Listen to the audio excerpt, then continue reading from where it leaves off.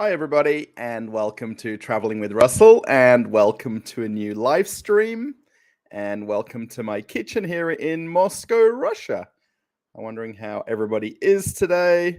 I did miss doing the live stream on Sunday, so this is kind of like a day later. I do see a few people that are already here live, so thank you and welcome. If you'd like to put something in the chat, it would be very nice just to know that you're here. Again, I've mentioned this a few times. You can't see who's in the chat unless you're commenting. So Kirsty was basically the first person to put a comment here, which was super nice. So hello, Kerr. Maybe Kerr is your last name, I wonder, or first name. Maybe it's first name. So that's kind of nice. I do actually, if anyone doesn't know, I do use multiple screens. So if you see me looking off to one side or the other, I'm sorry. Because basically I'm looking at myself in this view. The chat's just to my immediate right. And then the analytics is on the far right over here. So I'm kind of looking at multiple things at the same time. So hello, Maxim. I think that's Maxim. How's it going? Zdravstvuyte. Hello. Hello from Denmark. Oh, nice. The home of Lego. How's things in Denmark today? I think is it your prime minister? I think she's in the news a little bit right at the moment, I think. Actually, I think a lot of politicians are in the news all the time. So I guess it's just a distraction from politics, I guess, if that makes sense. So, yeah. Oh, we got people from all around the world here. Dark Brother, how's it going? Hello, Russell. How are you? I'm doing very well, thanks. Had a nice kind of relaxing day today. I was editing the video that I filmed yesterday. So I'm going to have a new video, I think tomorrow, hopefully. I do actually have two videos that I can put live, I guess. One is a car show that I went to back on Thursday. Was it Thursday or Friday? Thursday I went. Actually, I've got three videos because the third one I've not even looked at the footage yet.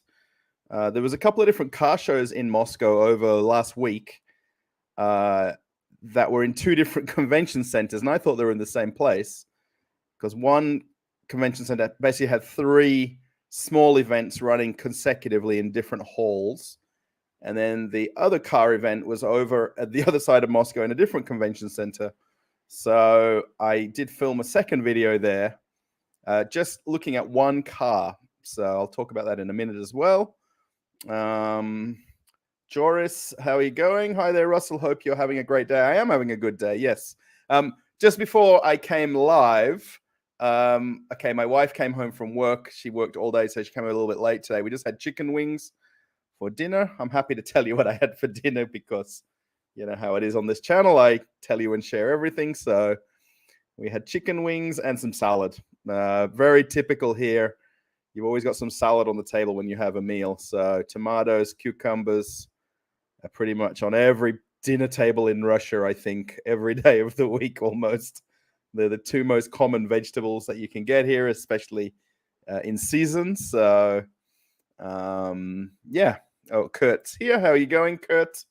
Good to see you. A long-time follower of the channel. J Bear, hello from Iowa.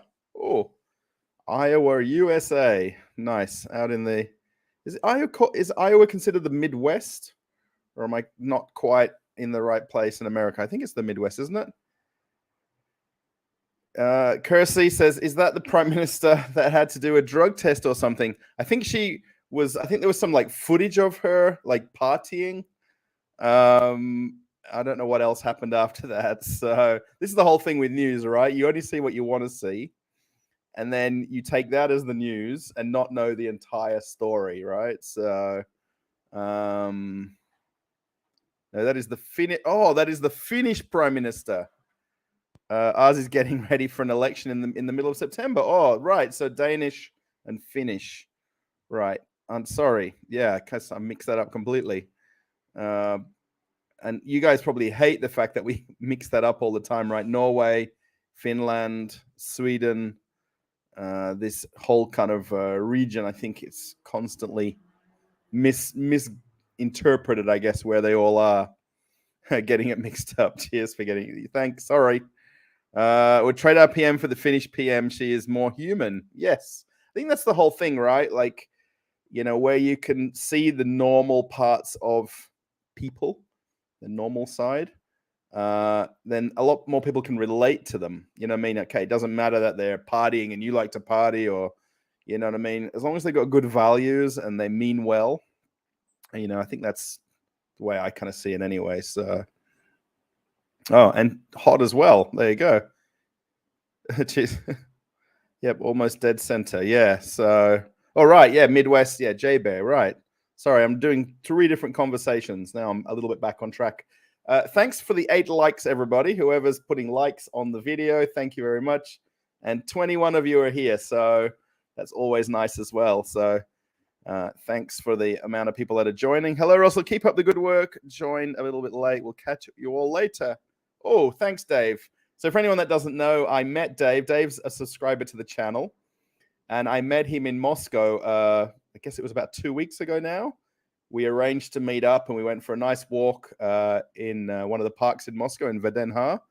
So if anyone does happen to be in Moscow, you're more than welcome to get in contact with me and meet up and have a chat and talk about life and everything in between. So yeah, that's pretty cool. So I know I posted quite a few months ago when I was catching the bus from where I live towards Moscow to where I catch the train. There was a young guy that I sat next to and said that he recognized me because he'd watched my videos. Then I took a photo of him and I put it on the community tab, and someone put in there, "Oh, it's fake. It's just somebody you took a photo with." But because in the town here, I probably would be the only, I wouldn't say I'm the only English speaking person, but especially the only maybe expat living here. I guess I'm a little bit kind of known, if that makes sense.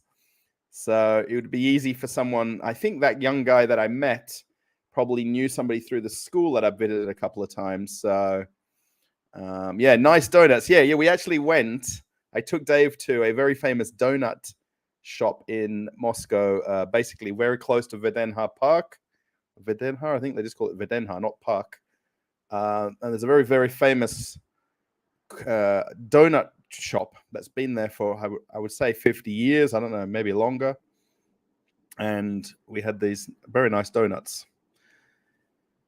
I guess you guys are talking about the prime ministers. Yeah, ours was kind of hot 10 years ago, but I'll take a drinker over a boring one. At least they're more honest. Alcohol is essential to proper politics. Yeah, there's I don't know if anyone knows anything about Australian politics. But back in is it the 90s? I guess in the 80s, I think, was a prime minister called Bob Hawke. He was kind of the people's man, if you like. And Australia won a yacht race called the America's Cup back in 1983. And the trophy for the America's Cup yacht race, if anyone knows anything about this, is held every 4 years. And it's held in the country that wins it. And then other teams can compete to try to beat that team, I guess, or country. Primarily, it's a country that you're racing against. And then you get to then defend it in your country 4 years later. So it's quite famous, the America's Cup, because America held the trophy for 100 years consecutively. So it was essentially unbeatable trophy or unwinnable for 100 years. And then Australia came along with a boat called Kookaburra, which is a famous Australian bird. That was the name of the boat. And we won the America's Cup in Newport, Rhode Island in 1983. So the whole story of this was the Prime Minister came on the news and he was wearing this jacket with Australian flags on. I think it was kangaroos or flags. Very, very, very noticeable jacket. And then he kind of comes on. He's got this really like accent. And he's like, anyone who sacks anybody for not going to work tomorrow is a bum. And he was like holding a beer at the time. And he'd had a few drinks himself. And it's very famous, that kind of line that he did in Australian history, because, you know what I mean? He was kind of the people's man. He'd be seen quite often drinking beer or sculling a beer at an event. And a lot of people could kind of relate to him for, what he did and what he said on that one few seconds on television back in 1983 when they won the America's Cup and then brought it back to Australia, and they lost it again back in 1987 in Fremantle, which is where I lived at the time, and I was very young back then. So Australia 2 won the cup. Yes, TTs. Yes, fellow Australian would know that very well. It was Kookaburra that won the cup, and then it was Australia 2 that defended the cup. So yeah, it was a big deal at the time. Dark Brother wants to know, Russell, how is Russia getting revenues without selling gas to the EU? How does Russia pay for all the expenses of a large country without its biggest income? I mean, I don't know a lot of the ins and outs of the economy. You'd really have to watch other YouTubers for that. But a lot of their gas and oil and metals, precious metals, semi-precious metals are exported. So a lot of it goes to the Middle East. It goes to China, India. So a lot of the, I guess you would call the friendly countries of Russia. So, I mean, Russia has a lot of other countries that they're friendly with that are not essentially the countries that make up NATO, let's call it, or the countries in Europe. So they're able to then on-sell the gas or the coal or the oil to other countries that will take it, if that makes sense. And, there's, actually a lot of countries, or a lot of the Russian news here has talked about an increase in revenue because they're exporting more to other countries than what they did in the past, versus selling it locally in Europe, I guess, if you want to call Europe local. So, I mean, of course, a few markets have been cut off, especially where they were, were selling things to Europe, or Europe was selling things to Russia. But, I mean, overall, I mean, I don't know the numbers and the economy of this, so this is something I can't really be quoted on, but Russia does have other economies that they deal with or do business with. You know what I mean? Not just, France, Germany. A lot of this is spoken about in Europe, because a lot of the European countries become very dependent on Russian oil or Russian gas and didn't have a backup in case this, I think Nord Stream is one that they talk about a lot, which is essentially the pipeline that runs through quite a bit of Europe. If Russia decides to turn the tap off, so to speak, European countries have to get supplies from somewhere else. Or Dave said he's the only Englishman in Smolensk. Yeah, so Dave lives in, I guess it's south. Is it south or southwest of Moscow? Where you live? I think that's, if I'm not mistaken.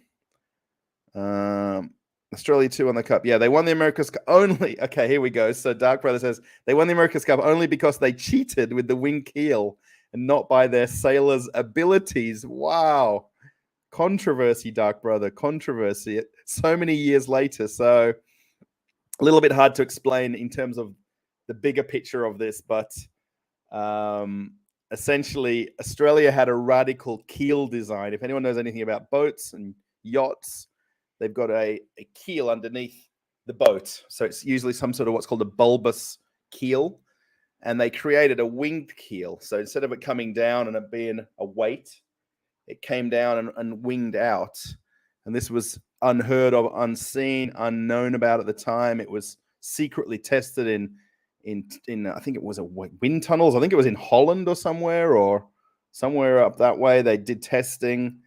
Ben Lexon was the famous architect. It's amazing how we know every person that was involved in it, because it was such a historical event for Australia at the time, But there was some very well-known sailors. I mean, there's a lot of Australians even to this day that are still sailing America's Cup for other countries. A lot of Australians sail for the American teams, the Italian teams, the New Zealand teams. And we're very well known in yachting circles beyond Australia 2 and then Kookaburra at the time. But yeah, we had an illegal design, and they actually kept it in a fenced off pen in the boatyard where the boats were sailing in Newport, Rhode Island. And they had like bodyguards with like Alsatian dogs. And every time the boat would come back to the harbor, it would go and get put behind these cloths And then right at the end, when they won it, they pulled down the cloth. It was like, reveal the keel, reveal the keel. And they pulled down the keel, and everyone was sort of taken back and shocked. So, okay. Oh, Australia. Okay, have I got that right? Oh, yeah. So Australia 3 won it in 1993, and Kookaburra lost it. Australia 2 won it in, I think it was Australia 2, wasn't it? In 83. Yeah, and Kookaburra lost in 87. I think that's right. I think I've got it. Maybe they're flipped around the right way, but Russia is burning a lot of gas outside of St. Petersburg right now. I'm not sure about that, but honestly, I can't quote things like that, honestly. So that's a very difficult thing to conversate about. How's the Russian cola going, Russell? All right, so I don't have the Russian cola, but I have Fantola. I got this one just this afternoon from my shop downstairs. I have a video about the shop downstairs. There's a liquor store. Excuse me. Actually, now it means I need to take a drink. So I have Fantola today, which I don't love. I like it, but I don't love it. So it's basically a adoration of Fanta called Fantola. So Fantola Citrus is the quote on it right there. So one more sip of it. Yeah. So there's a few different Fanta. What's the other one called? Fancy. It's the other Fanta one. And then, so they just announced 2 or 3 days ago. So I'm going to do this, I guess, once I know more about it. But the Coca-Cola factories in Russia, I think there's quite a few of them, maybe 4 or 6 or so of them. The Coca-Cola company produces other drinks in Russia. So things like orange juices, kind of other drinks, let's say orange juices and non-carbonated drinks. So they're continuing to make all of those, and they're under different brands. They're not essentially like traditional Coca-Cola brands. They're mostly Russian brand names. That's going to continue going on. And they've announced now about 3 days ago that they're going to come out with one called Dobra Cola, which is like good cola. So, and they're going to produce that in the Coca-Cola factory as part of the agreement that they're not going to produce Coca-Cola products. So how it will be different, I don't know. That's, yet to be seen. I mean, in real life, if these things were announced in other countries, like I'll take Australia, for instance, it would be 6 months, a year till we see the bottle on the shelf or the can. Here in Russia, things seem to happen incredibly quickly. They can just turn on and off the machines. So yeah, I would imagine it's going to be weeks away or months away, the way the Russian system works here, that the Russian coal, this new Russian cola, if that's one you're talking about, Kerr. There is a ton of others on the market. I really don't like almost all of them. I've kind of, the one, I've got it right behind me here. So this is not cola, but this is essentially a kind of a pear juice, I guess. Kind of, it looks like apple juice, right? But this is Chernogolovka pear juice. I was going to have that to drink now, and I even got the glass and everything ready. Then I realized I had the Fantola in the fridge cold, so I thought I'd do the Fantola instead. So yeah, I'll wait for this Dobra Cola to come out. I'm still waiting to get my neighbor in our apartment building. He lives a few levels above us. I'm just waiting when he's got a free time to come to the apartment, and we're going to do a cola testing video, tasting, like when you do a microphone. So he and I, between us, we've got about 8 different colas now that we've got prepared. And I've talked about this for quite a few weeks because I was kind of waiting for him to come over and do it. And then on his free days on the weekend, he's been busy with his family. And then on my free days, I've gone off to do something in Moscow. So this last couple of days or last week has been very warm weather. So we've kind of just not caught each other at the same time. So I'm working on it maybe this week or next week, and we're going to film a video. I'd really love to do it live here in the kitchen so we could sit at the table behind us, the two of us, and then via doing it with the camera, we could actually film the live tasting, and you guys could sort of do feedback at the same time.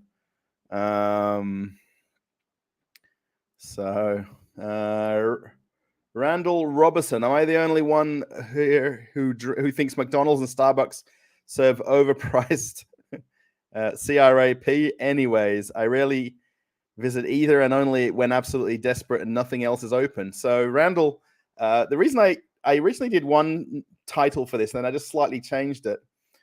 Yesterday, I went and filmed a video at a different shopping center, which is essentially my local one, which I've never really made a full video on. And both of the Stars Coffee and then Kuzna Itochka, which is, as we're talking about, McDonald's and Starbucks, have now reopened in the shopping center. And I go there about every second day because I pass through that shopping center on the way to the metro and then home on the bus. And I didn't realize both of them had opened because I don't sort of typically walk in the direction where they are. I'd go into the supermarket in there and out, or, to the other end, to the food court at the other end of the shopping center. I really don't drink any coffee. Well, I honestly don't drink coffee. I don't drink tea. So I don't really have a reason to go to Starbucks, even when it was open. I mean, if I ever went to it when I was in America working on the cruise ships, the cruises I was on was out of Galveston, Texas. And where the ships dock in Galveston, there's literally a Starbucks across the street from the cruise terminal, literally across the street. And all the crew would pile in there because it had free Wi-Fi. And you actually didn't have to have a drink or pay for a drink to get free Wi-Fi. But obviously, out of courtesy, we'd go in there and buy a drink and then sit there with the free Wi-Fi. But I'd get the strawberry, I don't know, ice slushy, whatever, strawberry milkshake, thick shake, whatever they call them. And that's pretty much all I'd ever order because I don't like tea and coffee. So McDonald's, pretty much over the years, I've never really, really liked McDonald's. I'd go to it, but it's not, like I say, a favorite place to go to. I'd rarely go to it in Moscow.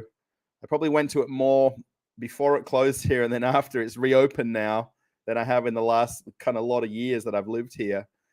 I mean, Starbucks, just to go back to that, I mean, I agree with the whole overpriced part. I mean, the cost of a coffee in Starbucks is, 250, 300 rubles, 400 rubles, depending on the size of coffee.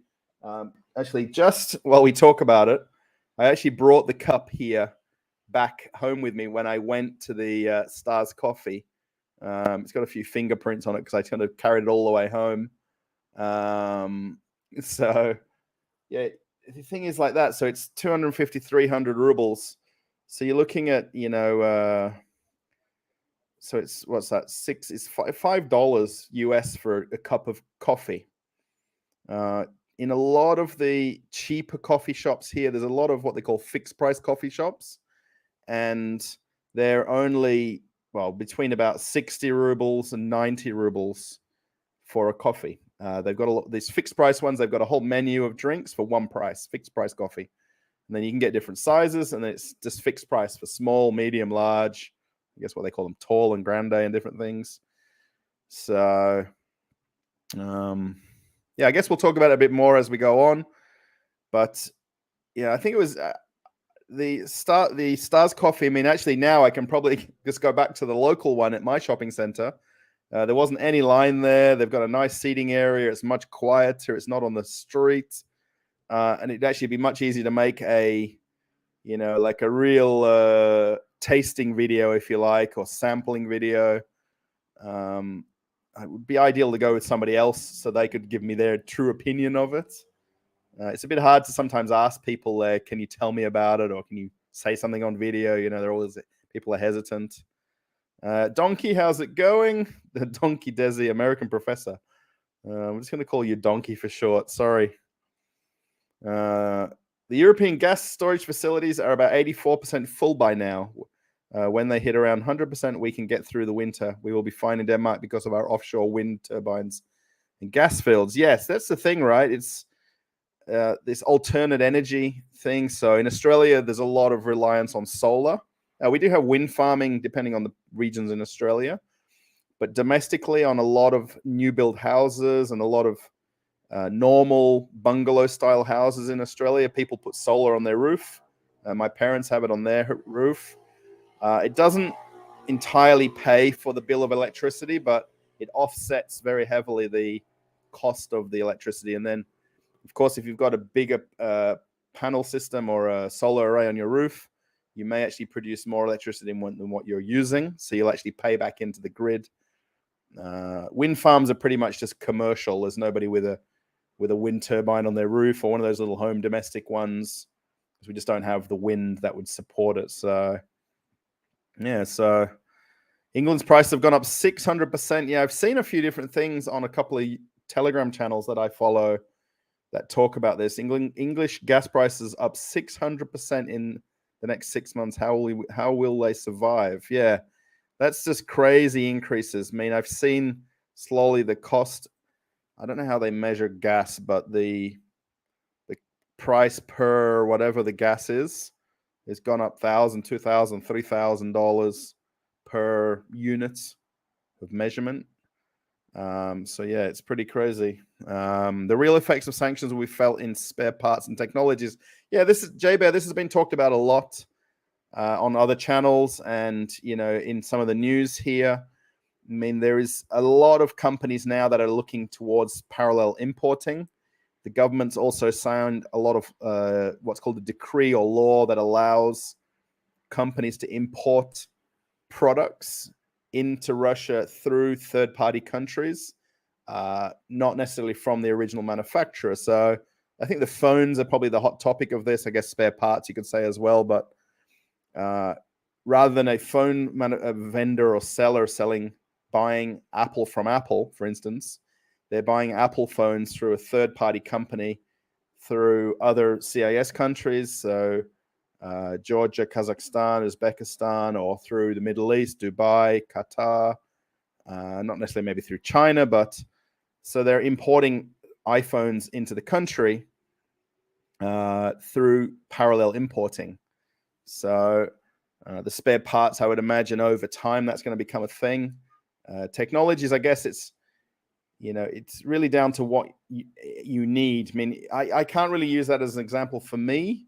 I mean, if I look at things like my microphone, I know I talk about this in every episode. This is an Australian-made microphone, so it'd have to come into the country. So where Rode doesn't have operations in Russia, for instance, I bought this from a microphone shop who sold microphones, speakers, sound equipment. So they basically import it from another country, not from Rode, but it's still the exact product packaged and everything exactly as it was. It's not a fake product. It's still the original product, but it's come through another country. So it's still here. Will it push the prices up a little bit? I guess it probably would. That's something that, it's inevitable, because until they can kind of smooth out the supply chain, to a point that it's bringing the prices back down again.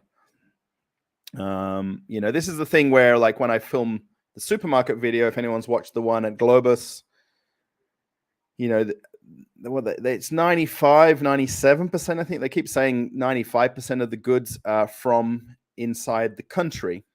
So there's not nearly the reliance on importing food or importing, supermarket products to sell, because they've got so much manufacturing inside Russia or from the immediate countries, the CIS countries again, where they do a lot of trading with. So there's not that need, right down to, let's say Pringles, for instance, Pringles can still be imported into Russia through another country if they wanted to, versus not continuing to sell them in the supermarket and then just selling a Russian derivative of Pringles, So I don't think I could live without Coke Zero. I probably would. I probably could, but still. Yeah, that's the thing. A friend of mine here struggles to get Diet Coke, versus Coke Zero or Coke. There's quite a few different Coca-Colas. I just drink the classic one. I don't dabble with all the others. You can still find it. It's still going to be available. I've noticed, especially in smaller shops, like today I went to my local Rinok or food market, not a supermarket. It's basically like a market that's got a butcher. So I got some chicken wings off him and some pork. I went to the bread guy and got some bread. And the little kiosks in there sell all sorts of soft drinks, every product you can possibly imagine. But the prices are higher because there's less availability of it. The supermarkets and the normal food markets here still have everything at reasonable prices because they're just such huge companies. Even like in my video where I talked about why we don't need big supermarkets, right? So where I live here, there's Pitorichka, Magnit, Fasol, Dixie. There's quite a lot of others, and these are massive Russian companies. They've got hundreds and hundreds of, if not thousands, of these small convenience stores around Russia.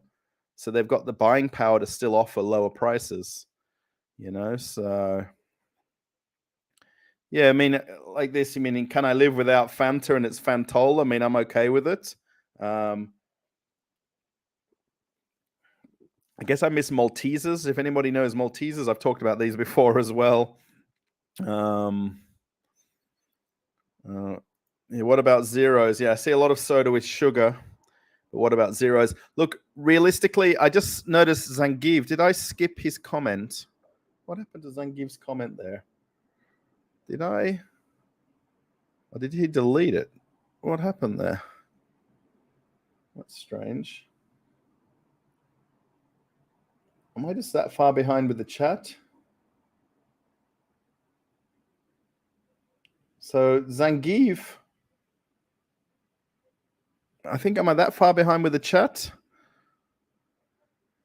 Drinking, he mentions there about kvass, which is one of the very famous Russian drinks, which is kind of a non-alcoholic soda, if you like.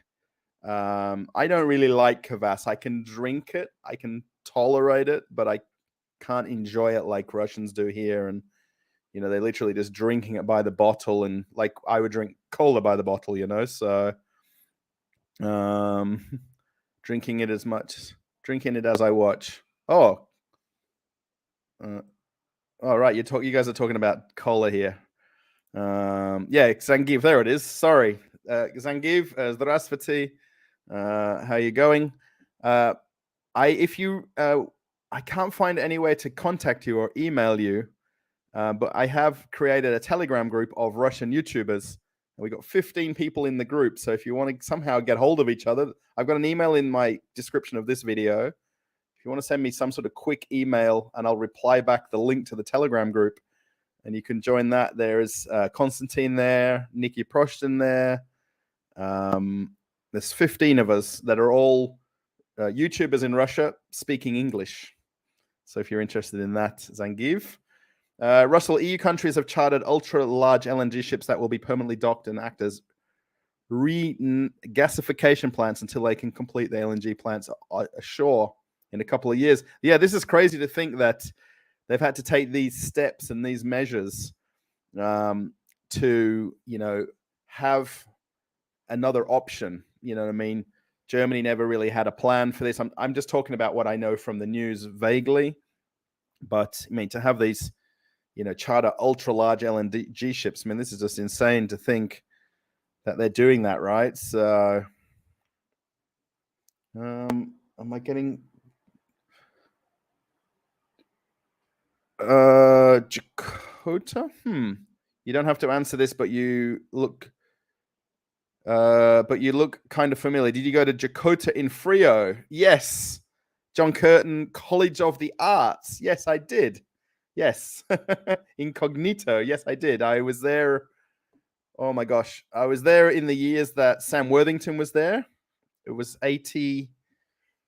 Oh my gosh. 91, 93. I don't know the exact years. But yes, I went to Chakotay. I'm just working out what that is. It was John Curtin Senior High School back then. Oh, that's crazy that you recognize me from this. So, yes. Chernogolovka cola, the best Russian cola. It's my son's opinion, Vladimir. Oh, Vladimir, здравствуйте. Hello. Yeah, the Chernogolovka Baikal I like. I don't have that with me here. The cola I don't really like. I like the Baikal one, which is kind of like the cola with pine cone. That's my favorite one. I've actually kind of got a real liking for that because I've really just been buying less Coca-Cola recently. So I'm wondering if you've ever talked to Russian people about North Korea and China. No, I haven't.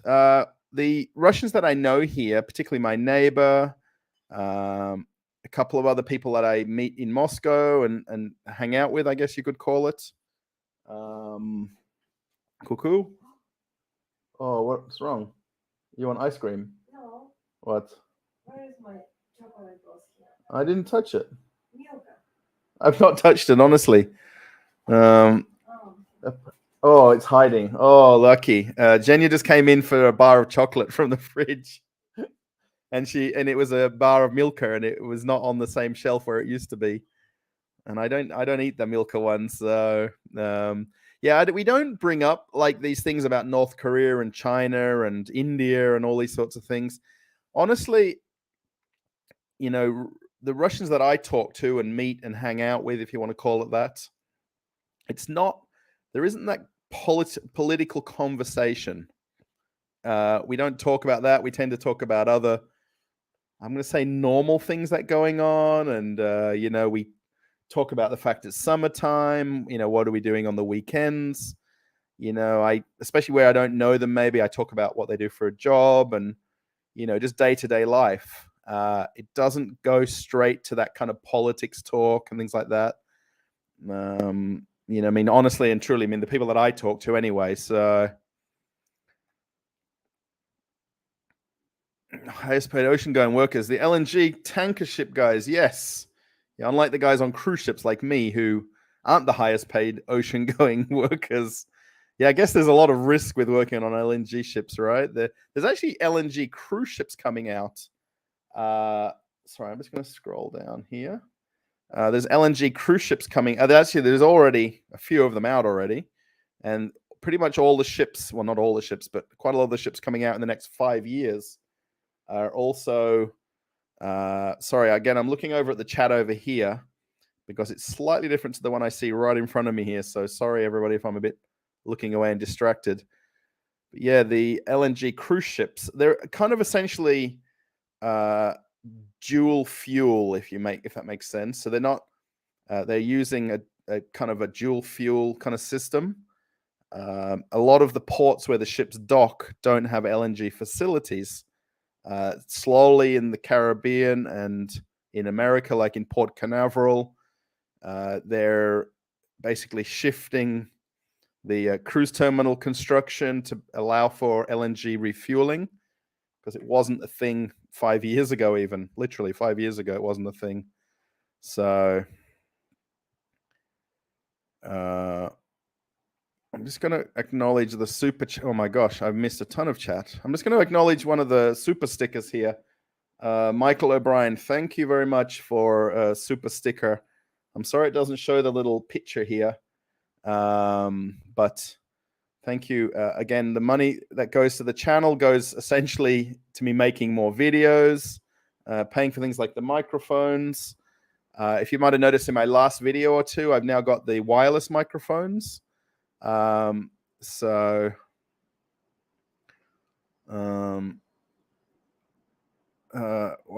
I think I'm really not so good at keeping up with the chat.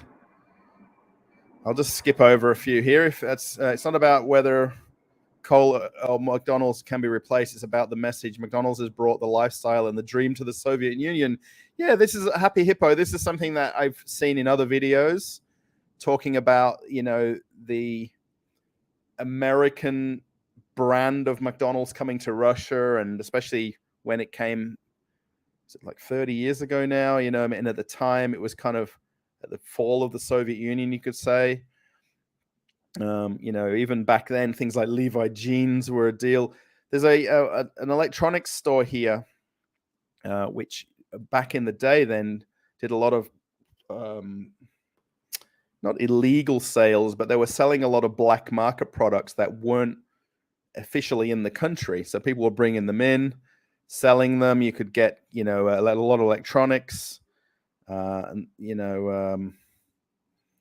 McDonald's thing, I mean, I don't think Russia's unhappy. I mean, it's hard to say Russia because you're talking about 100 million people, not 12 people, right? So, people that are kind of, it's definitely a certain crowd that like things like McDonald's. Probably McDonald's is probably a bit more broader than Starbucks. I mean, there's a very niche lot of people. When I went to the Stars Coffee opening there that day, when I was there even yesterday, it's a very niche lot of people that go there. Versus McDonald's, which has a pretty much a broader audience of people. The Kuzny Tochka yesterday when I went Sunday afternoon to the shopping center, and that was full. Everybody all seated outside, seated inside. I don't think either of them will struggle to do business because you've got the amount of population here. I wouldn't say the word disposable income, but you've got people that have money to spend to buy things. Probably for me, Starbucks is a little bit higher price than the average coffee shop. So, will they do as well as Starbucks did? There's a lot of star power behind the new Stars Coffee. And someone mentioned in the comment, I've never heard of Timati, the guy that's one of the investors in it. And he's a very well-known singer here, rapper, musician, songwriter. And there's a lot of star power behind it. Versus McDonald's, essentially America was behind it, you know what I mean? Not just Ronald McDonald and things like that. Have you tried samagang? Best Russian tradition, samagang. I'm not sure what it is. I'd have to know what it is to know what it is. I've heard the name before. I'm Team Kvass. Looks much healthier. Yes, there's a lot of people that keep telling me about the healthier sides of food and drinks in Russia. No.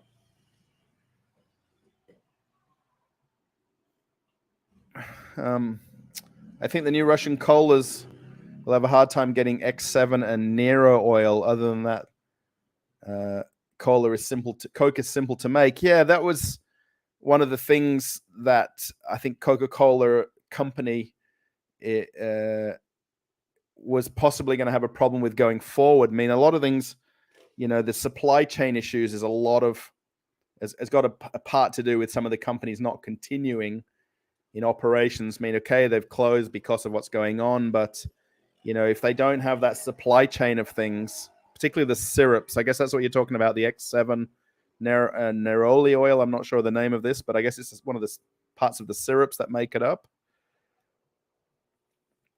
La Avoc, still much sugar, but good. I think maybe you're talking about the brands. You're coming from Perth, should know Starbucks is not coffee. Yes, we don't even have a Starbucks in Perth. I remember when my mum was collecting the Starbucks bears for a lot of years because I'd bring the bears back for her and the mugs, and we have to go to Bali to get Starbucks. It was closer to fly to Bali for Starbucks than it was to Sydney or Melbourne. Yeah, it's what phones can people get in Russia? We can get all the phones, really. I vaguely touched on it in a couple of the videos. I mean, the Samsung shops are still open, Apple's still open. There is a lot of other phone resellers here. So either electronic stores like MVideo, DNS, where you can buy phones. You can buy them online through a lot of websites. Also, all the phone providers, what do you call this? The one where you've got the SIM card in your phone. You can buy phones through those places. So whatever your phone network is, the prices have gone up. That's definitely noticeable, but you can shop around. You can buy them on plan, so you can still get them. Starbucks announced that this fall's spiced pumpkin latte will cost $6 because of inflation. They can eat breakfast, lunch, and dinner in Vietnam for $6. Yes. Yeah, that's the thing, right? I mean, $6 for a coffee. I mean, actually, even in Moscow, you can go to what's called business lunch. So you get like a salad, a dish, and a dessert, or maybe a drink for 300, 400, 500 rubles. So you can get kind of a small basic lunch in Moscow, these business lunches for, okay, not exactly $6, but I can eat a lot more things for the same price as a coffee in Moscow. People can laugh of the Russian McDonald's and Stars coffee, but someone just got an entire business empire for pennies on the dollar. Kristen Cruz, yes, this is the one thing I'd like to mention this because there's a lot of comments where this is fake, it's not real, they didn't think it out properly. I mean, the couple of guys that have got Stars coffee, they've now got instantly 120 locations. So the actual, it would be very, very, very difficult for them to come into the market and suddenly open 120 locations. Maybe they could open, over the course of a couple of years. But within 6 months, they're able to open those coffee shops back again in exactly all the locations where they were closed from. So yeah, they have got a deal. I mean, that's absolutely true. So looking at it from a Russian business point of view and a Russian economy point of view, it's good. The same with McDonald's. It's how many was it? 800 locations, if I'm not mistaken. I don't know what the McDonald's one was. So 800? Or is that too high? I mean, the same thing. That guy, the guy that's the new owner, he already owned 25 McDonald's restaurants. So he was already well and truly established in the industry, in the business of fast food. So he would already have some incredibly good relationships with the vendors, with the suppliers. So, for these kind of people to come in, these are the ideal people. It's not a random billionaire who's just bought it and, think he can just start the business. I mean, you need smart people in that position to be able to open them and continue the business on. Starbucks is a ripoff. I don't bother to go there because it's overpriced even in the US. Yes, Loomcast. Hello, by the way. Good to see you, Loomcast. Yeah, that seems to be the common thing with Starbucks. There's a lot of, is it controversy around the company and a lot of the good and the bad they've done and things like that. And it's very polarizing, I think, more than anything. Susie Cheshny, hello from UK. Yes, good to see you. My auntie was just in Australia now for the last month, and she pretty much copped all the bad winter weather in Perth where she was staying with my mum and dad, and she's missed all the warm British weather. So UK has completely cut off Russian fuel, though. Oh, there you go, Jeff. So they've completely cut off. I mean, England or UK has offshore oil and gas facilities. I mean, I'm not sure what their percentages are of what they use versus, do they export it, for instance, So, I mean, they've got the facility domestically, but it's just a matter of the cost of that. We're so lucky that when we bought this house in the Netherlands, that we signed up for a 5-year gas plan. We tariffed and we twiffed and twiggled over it, freaking few and leaving at the end. Yeah, that's pretty cool. And so you basically locked yourself into a fixed price gas rate. I guess that's pretty good. In Australia, while I was over there last year, I was in a rented apartment, and you could shop around essentially for a couple of different gas and electricity providers. Although they essentially come from the same place, they've now kind of deregulated, I guess, to a point that you can choose other companies for your gas usage. You can see that ability, whilst obviously not being able to 100% stop it, but soon there will be an extremely limited availability for Russia to get anything from the outside world. Paul, I wouldn't say that to a point. I mean, again, I'm not an economist. I'm not in I'm just the guy sitting in my kitchen in Moscow. But, I think a lot of people outside of Russia and, think that everything is cut off here. I mean, it's not. I mean, there's still importing coming in. If you see the amount of trucks on the road here, a lot of the transportation through Russia is on the trains. So the amount of heavy cargo that goes on the trains. But if you go on the main highways that come in and out of Moscow, I mean, I'm just using Moscow as an example. I mean, the amount of trucks and containers that you see that are coming through Russia or through Moscow is just incredible, even to this day, I mean, the companies will find a way to do what they need to do. I mean, this parallel importing is a big thing that is not probably heavily been spoken about, that they're able to import things through other countries. So, I mean, again, even like when you see now a lot of the cars on the road here, I'm seeing a lot of Belarus license plates on the cars. So the cars are basically getting bought in Belarus, and 6 hours from my house is the Belarus border. And the cars get driven straight across the border, or they get put on the car transporters and get driven into Russia, and then get relicensed as Russian vehicles at some point. So they're basically getting bought in Belarus, all the models of cars, and just brought straight into Russia that way. So it still can happen. EU countries can be self-reliant with gas if they just allow fracking on their lands. Plenty of gas traps in the rocks under EU lands. Yeah, gas fracking is a big thing, I guess, in America, in Canada. I don't think in Australia they've really kind of embraced it, because there's a lot of oil and gas offshore versus onshore. It's all very well getting an iPhone there, but you need the software for it to function. Yes. I have Samsung, by the way, so not iPhone. But yeah, that was the one thing when I went into one of the iPhone shop or the Apple shops here. They said that the warranty is not covered. So you're basically buying the product, not being able to use the updates and things like that. So again, these phones will get chipped, they'll get modded, so that they can be upgraded or updated. Even when I was at the shopping center last week, and I was speaking to one of the shopping center managers, because there was a bit of problems filming, and he's like, "Oh, September 5 or 6 or 7 is the new iPhone release," and he's like looking forward to the new iPhone release. So it's crazy that there's still excitement around that. They don't have the right potatoes to produce Pringles.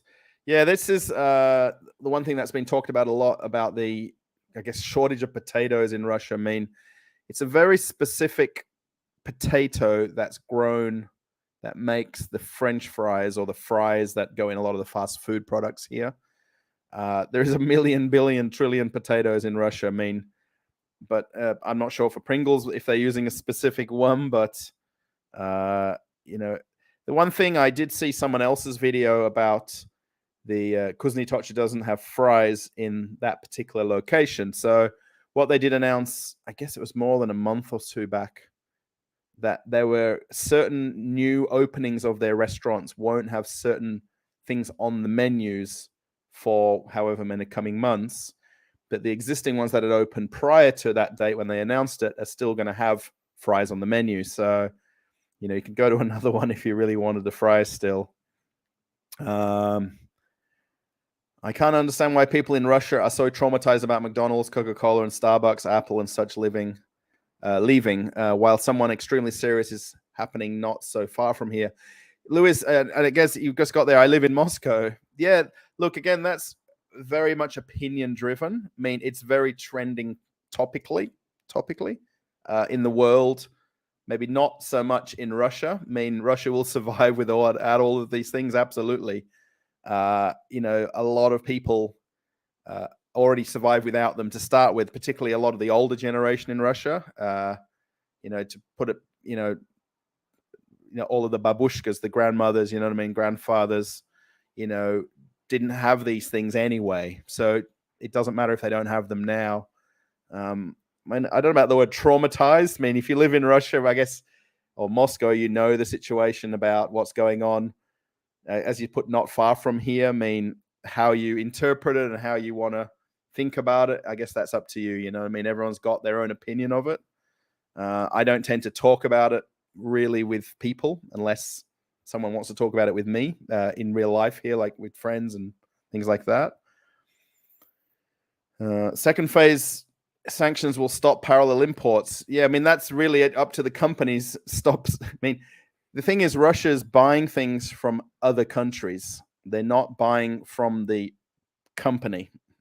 So, for instance, like the thing with the cars coming over from Belarus or coming in through Kazakhstan or Uzbekistan, you know, so there is still a way to get things in the country. I mean, it's the government here or even Mr. P that signed that law that is allowing parallel imports.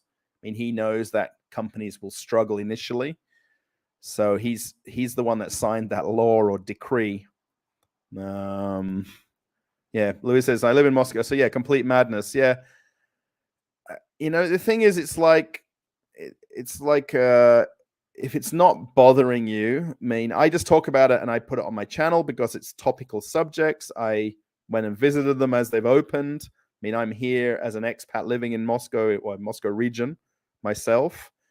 So, you know, it's something that's topical at the moment. So it's worth talking about. Actually, Zangiv has a video on his channel. I think it's your channel, Zangiv, where you went to the McDonald's, the one in, Kuzhny Tochka in Pushkin Square. And you got a lot of views through that from going there yourself. So I think everyone wants to go that one time, right? And then whether you'd go again, that's really up to you then. If you like the product and the brand and you're going to keep going there. Russia will survive these sanctions. They did the ones the West imposed in 2014. The country became more self-sufficient, became the #1 wheat producer and started exporting other foods. Correct. Yes. Yeah. I mean, okay. The self-sufficiency thing has been over a lot of years. Okay, more so after 2014, but I mean the sheer amount of manufacturing in the country. I mean, I'm comparing a lot of this to Australia, where we don't have the amount of manufacturing. Let's talk about a bed frame, for instance. I mean, it's easier for an Australian company to import bed frames or beds, if you want to call it that, with a headboard from Vietnam, from Thailand, maybe from Indonesia, China, than it is to have bed manufacturing in Perth or in Sydney or Melbourne. Whereas here in Russia, they'd have that manufacturing here. I mean, IKEA has the manufacturing for IKEA in Russia. You know, all of the companies have got manufacturing here to whatever extent they have. Even, I mean, more so that Russian companies that are producing Russian products. And there's less reliance on importing things that don't need to be imported, you know. So, yes, Lavok. Yeah, you're right. I prefer cheaper energy and heating over Apple stuff. Yes, especially coming into winter. I guess that's the big talk of it at the moment as well. About, you know, how will Europe survive the winter with the prices the way they are? I think even some countries have said about not having the lights on or heating on or washing dishes for water usage. Yeah, fracking has become a nightmare in the US, and we really would rather not. Yeah, and especially I think a lot of these companies want to do it on other people's land, and farmers have given up some of the rights to their farms. You know, there's a lot of danger around it, the way that they basically, you know, do fracking, if that makes sense. I mean, I don't know the exact process, but I've watched it and seen it on documentaries and stuff. And by the way, I'm pretty much putting up all the comments here. There's nothing really that's, you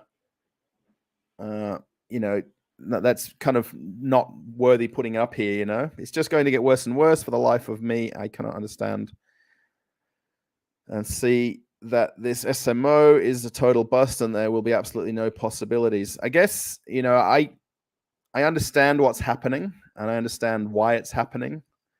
I mean, okay, I don't know everything. I'm probably not old enough to know everything. And my limited sort of 9 years of living here in Moscow doesn't understand it all. But, you know, it is kind of, in terms of the simplicity of it, as an outsider, if you want to call everybody not in Russia, or even if I was never here ever, I would sort of see what I'd see on the news and think, my gosh, this is crazy that they're doing this. But, there's another side to why and how and what. So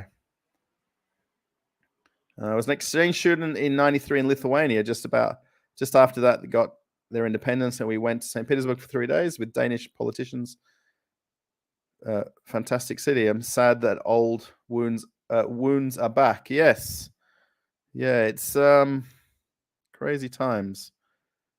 That's pretty cool. You're in Lithuania and you came to St. Petersburg. Yeah, there's a lot of talk about this, about some of the countries that border Russia on the northeast of Russia, not allowing Russians to cross over into Finland. I forget from an Australian point of view that Australia is an island, so you don't drive anywhere. Whereas in Europe, you can quite easily drive to other places, So, have you ever been homesick enough to watch YouTube compilations of old telly advertisements from home? That was me the other day. O'Brien's. No, but I do watch The Block right now. I'm watching. I watch every Wednesday or Thursday night the Footy Show. There's an Australian football show which just talks about football on television, about the week's events in football. I do watch pretty much all major sport streaming in English on English channels. I watched the Formula One the other day. I watched the golf last night. I don't know about the advertisements. The TV shows that I'm watching streaming here and on YouTube, essentially because YouTube views don't count now against ad revenue. You don't get ads on your YouTube in Russia anymore. So, O'Brien's. Thanks, Ingrid. You just reminded me of this. More likes would help the channel. Yeah, thank you. Yeah, there's 42 likes. Thank you, everybody, by the way. And again, thanks to the was it Michael that did the super sticker earlier? Super chat, super sticker. It's all very nice. I don't work while I'm here in Russia, by the way. So if anyone I don't really bring it up and talk about it, but I rely on YouTube as an income. While I've been living here, my wife does work. She supports herself through the work that she does. But definitely YouTube is a big part of my living expenses here in Russia. So, Zangiv, you made a Discord community months ago. Oh, I don't really use Discord that much. I use it only for one YouTube channel help group that I'm in. But I don't watch it enough, actually, so I'll read it, I guess. Hello, Russell. Oh, Nelly, how's it going? Good to see you. Another long-time watcher of the channel. Smash the thumbs up. Yes, we got 53. So there you go. It's going up. We're gaining people by the minute. While I despise Moscow, I love the Russian people. Yeah, that seems to be, as a Ruski American. There we go. I guess I'm going to read both of these. Yeah, that's the thing, especially at the moment as well, as this. Especially there's a talk about, banning all Russians from going to Europe and getting Schengen visas. And there's countries that are saying, we don't want to ban all Russians. We just want to, maybe block things like the politicians and the oligarchs coming across, because they know essentially that that's banning all tourism and all money spent in Europe. And Russians will just travel elsewhere, or Russians will travel inside Russia. This is the thing. It's when everyone's talking about Russia as a place, it's talking about the whole country and 100 million people, and it's kind of a bit of a bigger thing, Yeah, in the early 2000s, there used to be a little newsstand on every few blocks on the corners of the intersections. Instead of selling newspapers and magazines, they sold bottles of vodka. Yes. Yeah, pretty much all of those little newspaper shops or stands. There's still a few in Moscow center, mostly on the outskirts of Moscow center. And they've got like little souvenirs in there. They've got some kids' toys. They've got all sorts of million different things. I don't see any vodkas and alcohols, but definitely drinks you can buy. They're very kind of, for me, they're very nostalgic kind of Russian things that you see on the streets. Russia's cheap gas won't be able to replace with LNG by the industrialized countries in Europe. Some industries are going to shut down because of the price of gas, and everything will cost more. Place with LNG. Yeah, I mean, I can't talk about the economy of all of this because it's not what I really follow living here. I mean, I know the country will survive. I mean, if I look out the window here in the town that I'm in, you know what I mean? Life goes on. I can still go to every shop and buy essentially everything that I need and want. Leo, how's it going? Good to see you. Totally makes sense, Russell. The dual fuel is for cleaner fuel, while at the dock loading and unloading, and the dirty fuel like diesel or bunker fuel will be more economic fuel burning at sea. Yes. The other thing that the cruise ships are trying to do as well is they're trying to use shore power. So when the ships arrive into port, they essentially put a big giant plug in the wall, so to speak, and essentially shut the engines off while they're in port on turnaround days, and not, have funnel emissions, I guess what you would call it, while the ships are in port. There's a few ports around the US. I think Seattle is one of them as well. That's got the shore power that they're kind of pushing as well. When do you think sanctions will end? Wow, that's a big call. I mean, I think it's a matter of the countries, wanting to, I guess, end them, if that makes sense. I don't know how to say that right, but you know what I mean? It's the need to trade with each other, or, how much they need to trade with each other and the reliance on each other, because, a country can say tomorrow, okay, all sanctions are lifted, but it may not help Russia, or it may not help them as much if they still can't trade what they need to, right? Or airplane routes aren't available, or shipping routes aren't available, and things like that. What do you think about Yandex as a search engine? I don't tend to use the Yandex search engine. I use Yandex for news. And then when I pull it up, it translates everything, especially on my desktop, everything translates to English, so all the websites. So I use Yandex for weather. I use Yandex for maps. I don't tend to use the search engine of Yandex. It's kind of weird. Do everything except that part. Many ships will soon be required to totally be on electric and hooked up with the shore. Oh, there we go. The electric power usage while at docks in America. Sorry, I didn't read ahead the live chat there. So yeah, I guess we kind of covered that. Oh, greetings from Murmansk. Yes, Murmansk, the far east. I think Murmansk is in the east. Oh, Marshall. Oh, fun fact. Thanks, Happy Hippo. Was a huge fan of Coca-Cola, Zukov. To keep his love of Coca-Cola secret, he was sent a special cola by the company. It was transparent and a vodka bottle. Wow. I used to tell the story. Michael, how's it going? Hello. That sounds very posh. I'm sorry, Michael. I did see your super sticker earlier, and I do appreciate it very much for the live stream. I do tell this story when I was working on the cruise ships, talking about this secret Coca-Cola, about when there was when America had the ban on alcohol. Basically, the country went dry.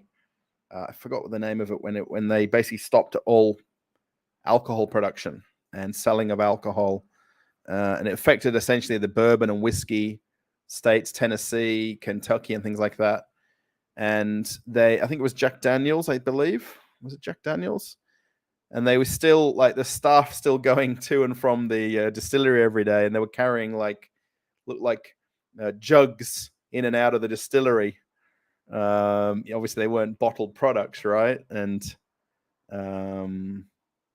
Yeah, prohibition. Thank you. I'm going to read right ahead. Thank you, Sophie. Prohibition. And there was, I think it was Jim Beam and Jack Daniels. maybe it was Jim Beam, if I'm not mistaken.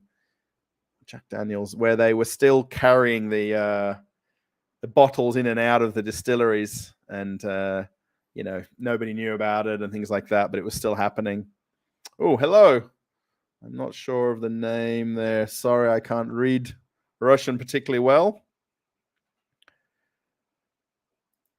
Yeah, Dark Brother. Yeah, a bargain for 120 former Starbucks locations is only will be a bargain if they will remain profitable locations. If people stop going to Stars Coffee, 120 money-losing locations will be hard to own. Yeah, the guy that I spoke to when I was there, it was just by chance. I mean, the video that I filmed doesn't really show the bit of me meeting these people because I didn't put them in the video, right? But and because I said to him that a couple of the shopping centers have multiple locations, and he said, essentially where there is maybe a kiosk in a shopping center and another standalone shop in the shopping center, they may not open the second location. I think there's one of the shopping centers has got 3 Starbucks in it, and they then can sort of pick and choose where they don't decide to continue on with that, contract. I honestly think, personally, there's enough people and enough fans of Stars Coffee and Timati and the Black Star Burger brand that he has, that it will be successful. I mean, how much profit and how much money they make, I mean, we won't probably ever know that really, but I think it'll be good. I'm from Crimea. We don't have McDonald's. We feel great about ourselves. McDonald's was eaten only in Moscow. For 99% of Russians, this is not considered food. McDonald's colas are chemicals, not food. That's true. Yeah, I guess if you never had it, you don't know any different, right? I mean, am I sad it's not here? No, not really. And actually, probably not even at all. I mean, from a retail point of view, and from me working in shops, working on the cruise ships, working in supermarkets, from that side of things, not really probably talking I guess you could talk about McDonald's and Starbucks. I mean, the fact that they're now Russian owned, Russian operated, I would imagine, the coffee beans aren't from Russia. They've got to be brought from somewhere because they can only process them here or, repackage them and so forth. So they'll have found a supplier for coffee. But all of the ingredients essentially are coming from inside Russia, versus any need to import things. So it's just the brand of the Starbucks that needs to, like we talked about there before, and the Stars Coffee is about the guys that are behind the brand. They're the stars. I mean, the fact that Starbucks Coffee was the name, I mean, there's so much coincidence that it doesn't seem believable. I think that's the biggest thing from when I made the video, right? The question, Michael says there, the question is how much longer Russians will be able to afford coffee and hamburgers as sanctions start to buy. The sanctions won't stop just because Russia leaves Ukraine. Yeah, that's the other thing. I mean, look, if they sat down tomorrow and shook hands and everything was happy families, I mean, would every sanction be lifted? Probably not. I mean, you would hope so in terms of economically. Would every brand return? I mean, probably not also. I mean, the thing is, it's not the Russian government sort of stopping every company from opening or closing, let's say. I mean, there's a lot of laws governing the ownership of Russian business or owning business in Russia and the employing of staff and their contractual agreements for employing them. But, there's nobody stopping somebody closing a business and so on. The difficult part is them just walking away and leaving. They can't just take all the money with them and go. There's the government basically has got a lot of protections in place for the staff. So, I mean, all of these retail jobs and these, I guess, McDonald's and Starbucks is open now, if you like. But, I mean, there's nobody out of work from this in this 6 months of things going on. In terms of the retail side of it, I mean, other companies and businesses I can't speak for, but Iran has never had a problem getting spare parts. I can't see Russia having a problem. Jeffrey Wright. Yeah, actually, this is one of the videos that I made when I went to the car show. Is I hunted around the car show. I didn't realize that the actual show that I went to, the second one, was a car parts exhibition, and business-to-business companies that are wanting to do business in Russia. So predominantly there was a ton of Chinese parts suppliers. You're talking about in a whole exhibition center with all the booths set up with spare parts, and from Turkey, Iran, and China. They were the main three countries that I saw there. India, but there was only a couple of Indian ones. But the amount of Chinese parts suppliers, and then it's the one thing that I hunted out was this. There was an Iranian. There was two different ones, but the one that I saw anyway, the Iranian car manufacturer that has brought a car over to Russia to display at this parts show. And I made a video about it. I've not got it set up for the channel yet, but I've just talked about the car basically and walked around it. And they don't have a distributor in Russia just yet, and that was the whole point of them coming here, was to try to find an avenue to be able to distribute them inside Russia, the whole car.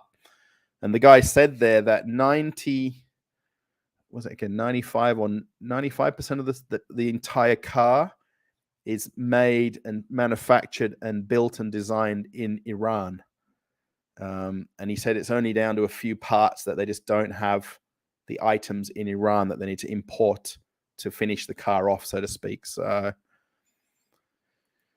yeah, sanction takes time. Yes, very true. I mean, I think even 6 months, in terms of what I see, I mean, I'm just going to talk about myself and what my wife sees. Excuse me a second. Oh, again, Fanthol. It's not sponsored or advertised, but I don't love it. I know I'm going to keep talking about it and I'm drinking it, but it is nice. Sanctions. Yeah, I guess 6 months later, it's. It could be a year or 2 years or 3 years till there's a true effect.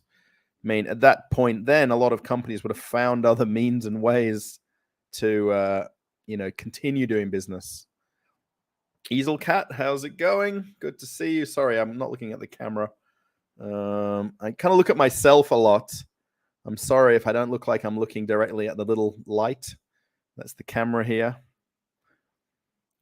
Actually, price in Russia haven't changed much. They're even beginning to fall.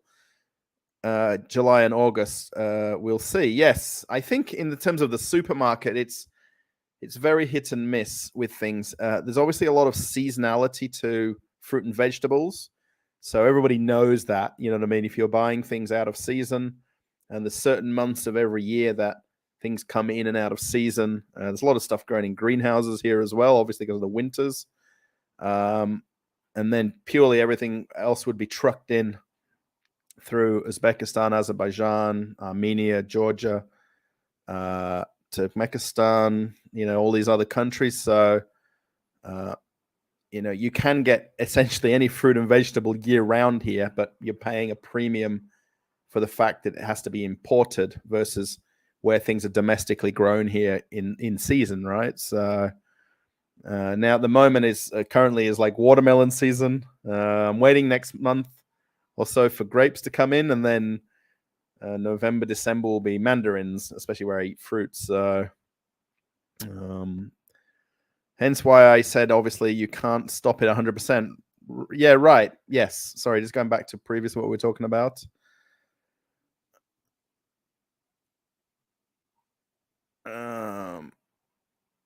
Companies and countries that break Russian sanctions will find themselves on the sanction list. So I wouldn't count on much help from them. Yeah, I guess Russia, at some point, I guess, I don't know about individual companies, but I guess you can talk about it from a bigger point of view where it's like the, what are they calling, friendly countries, and I'm always worried about this with Australia because Australia's helping Ukraine economically and with shipments of things, I guess. I'm going to say the word things right now. And there's a possibility that Russia and Australia could essentially fall out, if you like. And, they could ban Australian visas, or Russians getting Australian visas, Australians getting Russian visas, and so forth. And there's always that fear of that happening to Australia. I mean, and the more that Australia kind of keeps stepping in and wanting to help out, as we do, as Australians do, we help out with everything, purely because of the allies that we have with England, with Canada, with America, European countries. We have to kind of follow the lead of that, So I do always worry about Australia getting on this unfriendly list. I live in Crimea. Oh, Ivan, how's it going? Sanctions don't work for me. On the contrary, sanctions have a positive effect. Russian businesses take the places of Western businesses. Yeah, I mean, this is the thing. It's really down to what everybody does, either for a job or what their interaction with things are. I mean, look, if I can't go down to get Fanta, I can get Fantola. I mean, I know I'm talking about these same few things over and over again, but it's kind of a big part of what we're talking about here, I guess. I own both Samsung and iPhone. Nothing is close to the quality and style of Apple's products. Yeah, I've never owned an Apple product ever. I had an Apple iPad mini many years ago. I bought it and I sold it within a week to a guy I worked with on the ship because I just didn't get the hang of it and I just couldn't handle Apple's kind of Apple products, So, I've never owned Apple to kind of have that kind of love for Apple like people do. There's, sanctions won't take effect overnight. They'll take time. Yes, I think. I mean, do I see changes in the supermarket? I mean, if I look at going to shopping malls and supermarkets a lot in the videos, I mean, I don't think from a supermarket point of view, I see a lot of changes. I mean, maybe a few brands have gone away, but other brands have sort of filled the void of that. This Chernogolovka company is even expanding their factories in Russia because they see a massive void. Let's say it's a few $1 billion of sales that Coke and Pepsi won't have. There's very little talked about Pepsi here. Someone else will fill that void, and Chernogolovka announced that they're going to build more factories. They're going to increase their output. So good on them, right? I mean, in terms of that point of view.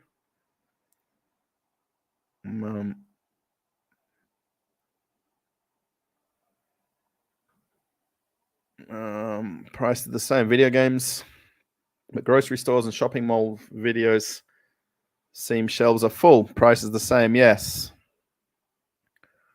I watched Constantine. Yes, I know Constantine very well. He tells it straight, very in-depth. Yes, he's very good, particularly where he does very specific topics on his videos. He takes time and does individual videos on individual topics. So I completely agree. If you want to watch, things about specific topics, he has a lot more insight into industry, into business. He talks a lot in much more depth about it. I mean, I'm very generally what I'm talking about here. So the funny thing is that Russia has so far practically not responded to the sanctions, only slightly reduced the sale of gas to Europe, while we still have a lot of trump cards. Right. Very true. Yeah, there seems to be a lot more talk about it outside of Russia than there is inside of Russia. You know what I mean? The way I kind of see it, I guess, as an outsider, and my basic knowledge of it is that Russia kind of gets on with things. You know what I mean? They keep doing what they're doing, if that makes sense. Whereas everything else is just the talk about this, the talk about that, the talk about this. I mean, whereas here it's sort of get on with it. You know what I mean? Or we don't have something, okay, we'll find something else. If one thing's not available, we'll find something else that's available. How does Russians see Pepsi Cola? It was there in the USSR. Coke only came when the USSR fell. Is Pepsi not the same sign of freedom as Coca-Cola? Yeah, I don't think it has nearly the impact as a brand than Coca-Cola has. I mean, I can still get Pepsi. Okay, there is not nearly as much Pepsi sold here or in shops. Funny enough, you can get the classic glass Pepsi bottle here with actually either the English logo or in the Russian logo on. I even remember a couple of trips I've carried the bottle back in my luggage and gave it as gifts to people because it's just fun, the Russian logo of Pepsi. It's not nearly the kind of the brand loyalty like Coca-Cola has. I mean, even to a point, I'd say that there's a lot more Russian brand loyalty to Russian brands than there would be to Coca-Cola and Pepsi. So them slowly going away, people are just buying more of the things that they know or love or they remember from their childhood. Pepsi is still in the stores though. Working in a factory is akin to being in hell. My British cousin is working in a factory here. When he told me, I looked at him with pity and he had to list the benefits 6 times. Yeah, I've never worked in any kind of factory situation. My dad, when I was very, very young, worked in a carpet factory. My dad many, many years ago, pretty much when he met my mum, I guess, when I was very, very, very young. And my mum worked in a textiles factory. They're both originally from the UK. So there was textiles manufacturing, carpet manufacturing. That was way back in the day. Now that's all gone in the UK. So, yeah, I don't see any side of that, so...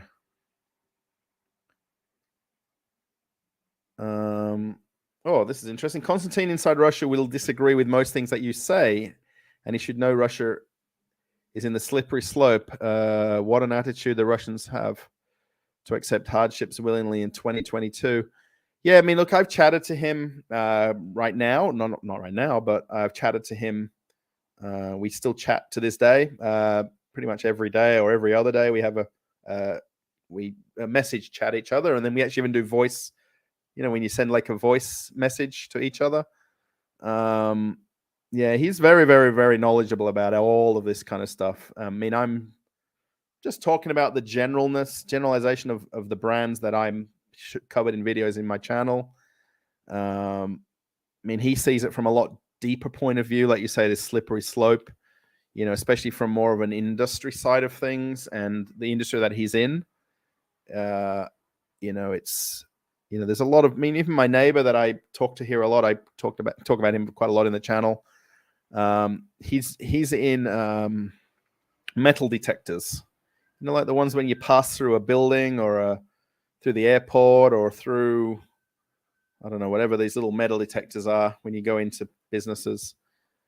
And the same for his company. He talks about the fact that they're having to find new suppliers for the parts. They manufacture the metal detectors in Russia, but certain parts are still imported.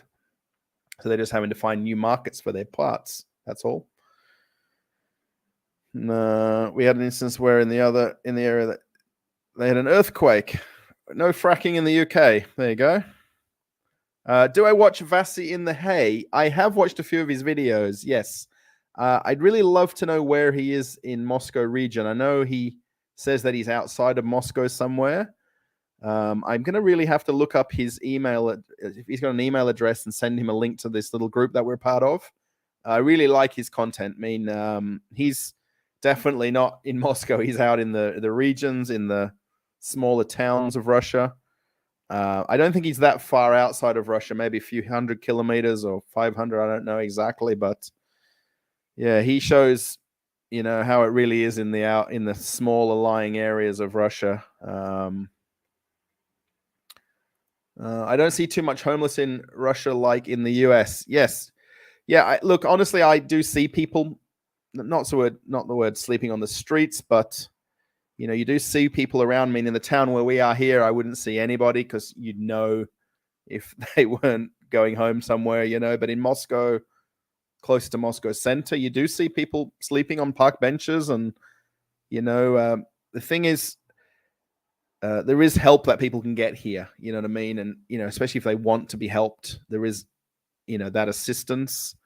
It's not probably the amount of money that you would expect they get, or the, you know, it's that they can be helped through avenues.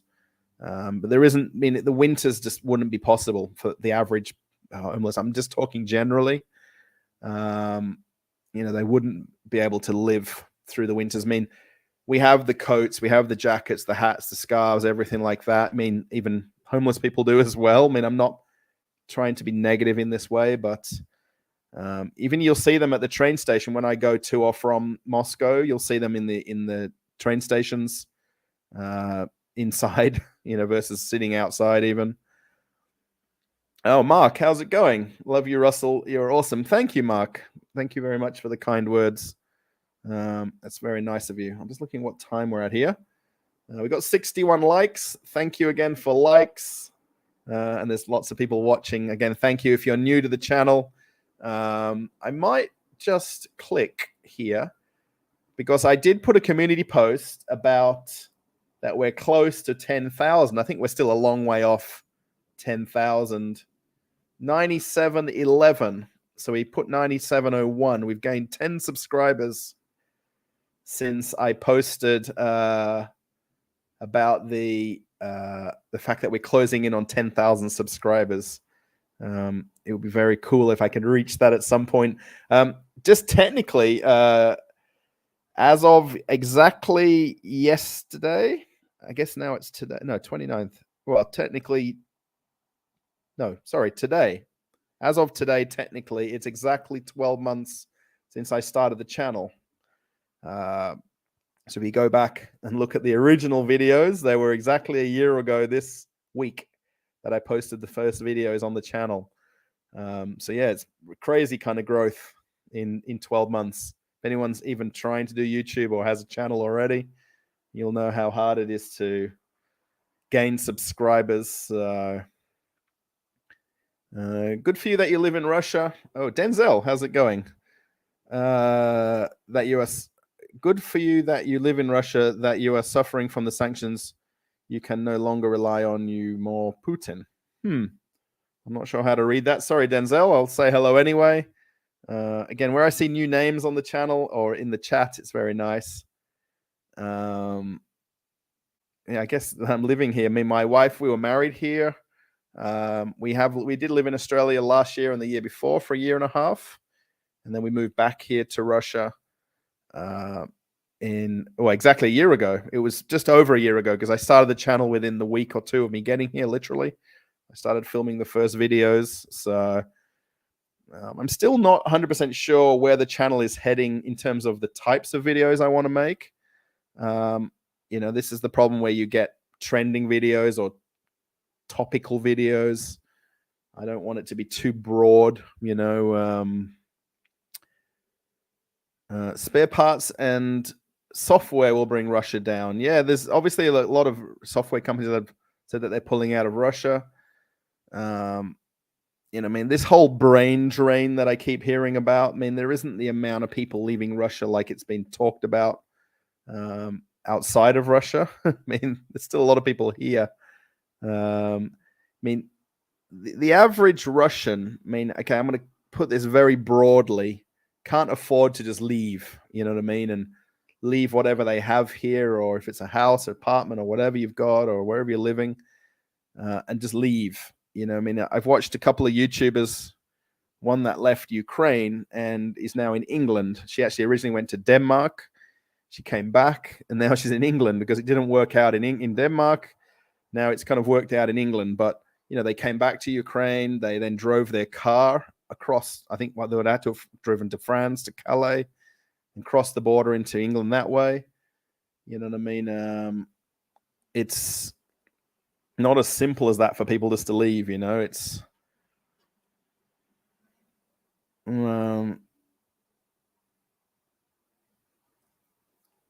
Zangiva, follow you too. Love both channels. Oh yes, I have watched Zangiva's videos before. We haven't met in person. I know that you also know Constantine. I think you've even made a video with Constantine. There was a point where we were well, I was kind of thinking about it, that we should get together, the guys from the YouTube channels, and just go for a drink or food or a shashlik or something. So I don't know if we can somehow get in contact with each other. You're welcome to send me an email and we can figure it out. You and your wife should emigrate to America. And get into the nails industry. You guys will finally see what life is like to never have worries about money again. You guys will be rich. Oh, I wish. It's yeah, my wife was doing nails in Australia. She was doing nails from home. We had a little home salon set up. She was doing, very well from that. To say she literally came over into Australia with not a single friend or client at the time.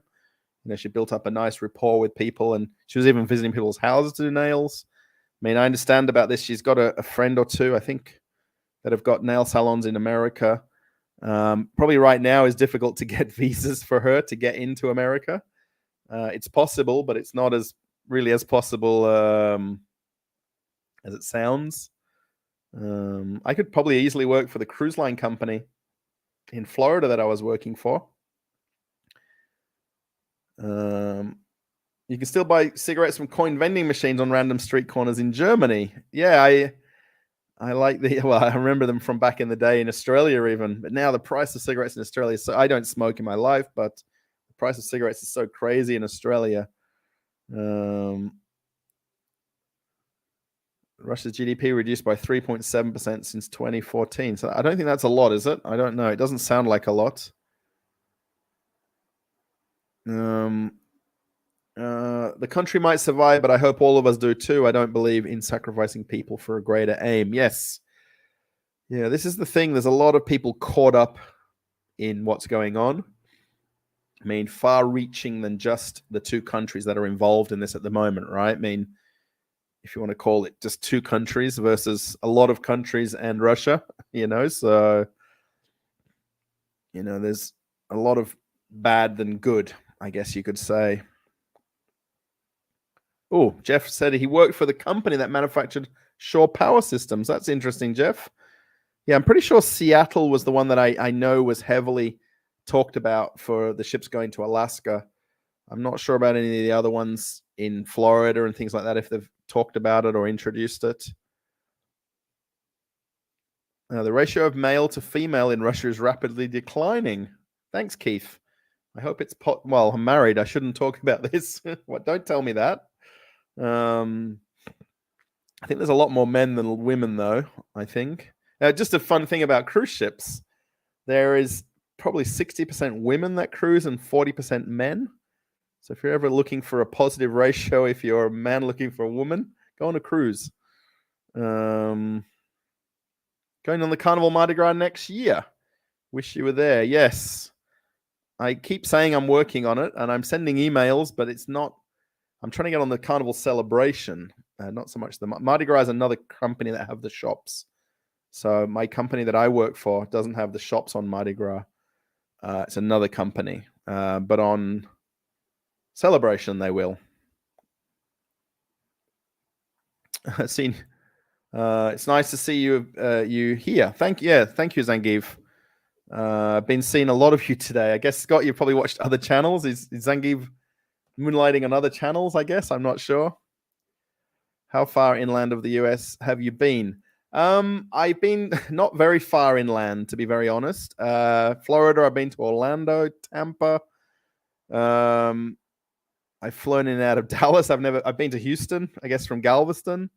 I've stayed with a friend in Colorado, not in Denver, oh my gosh. Oh, I don't know where it was now. It was not Denver. It was a regional place from Denver. I stayed with a friend in Colorado for a few weeks.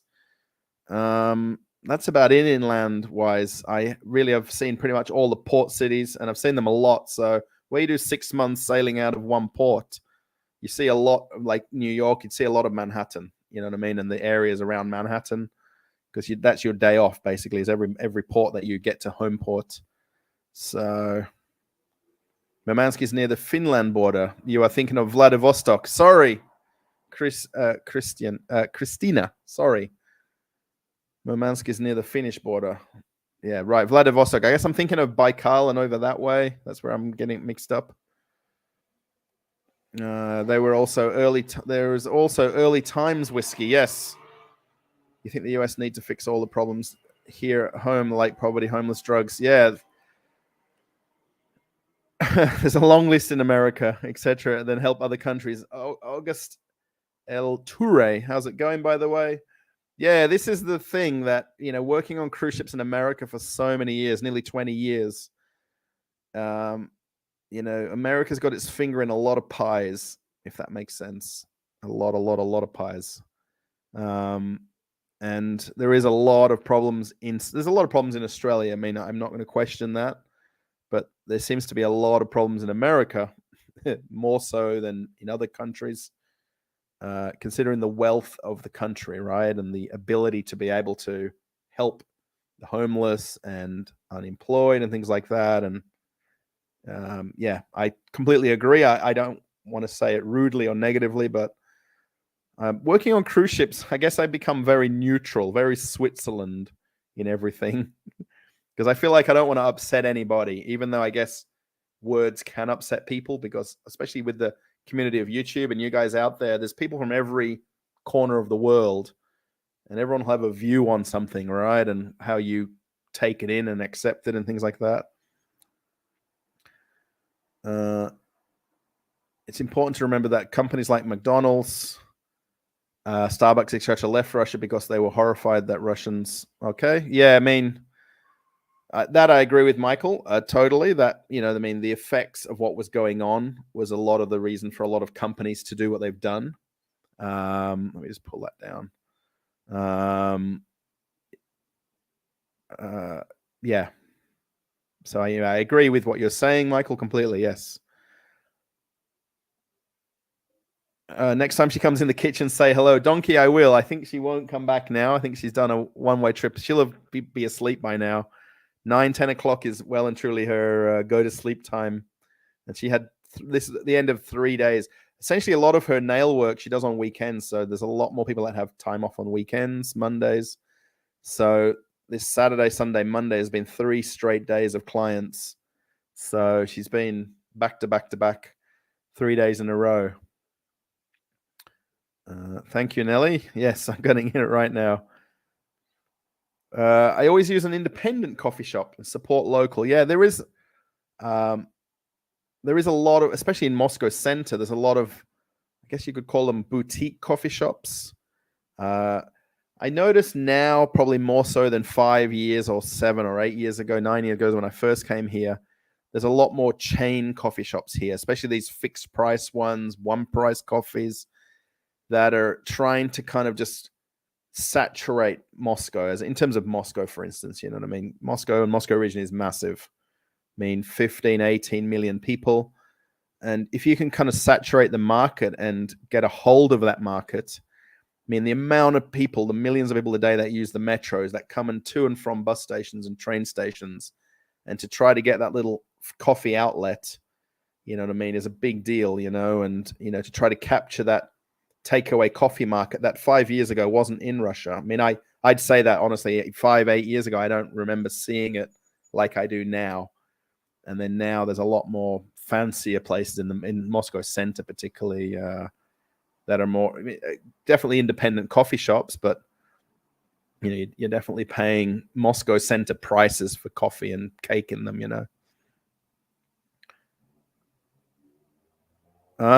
This is interesting, Michael. I don't know. I can't give you that full answer, but why does it seem the world cares more than Russians? That's very true. I mean, all the people that I meet just get on with life, get on with living, live their own life, take care of their family, their kids, their grandparents, parents, and do what they need to do to live, to survive, if you want to call it that. And that's that.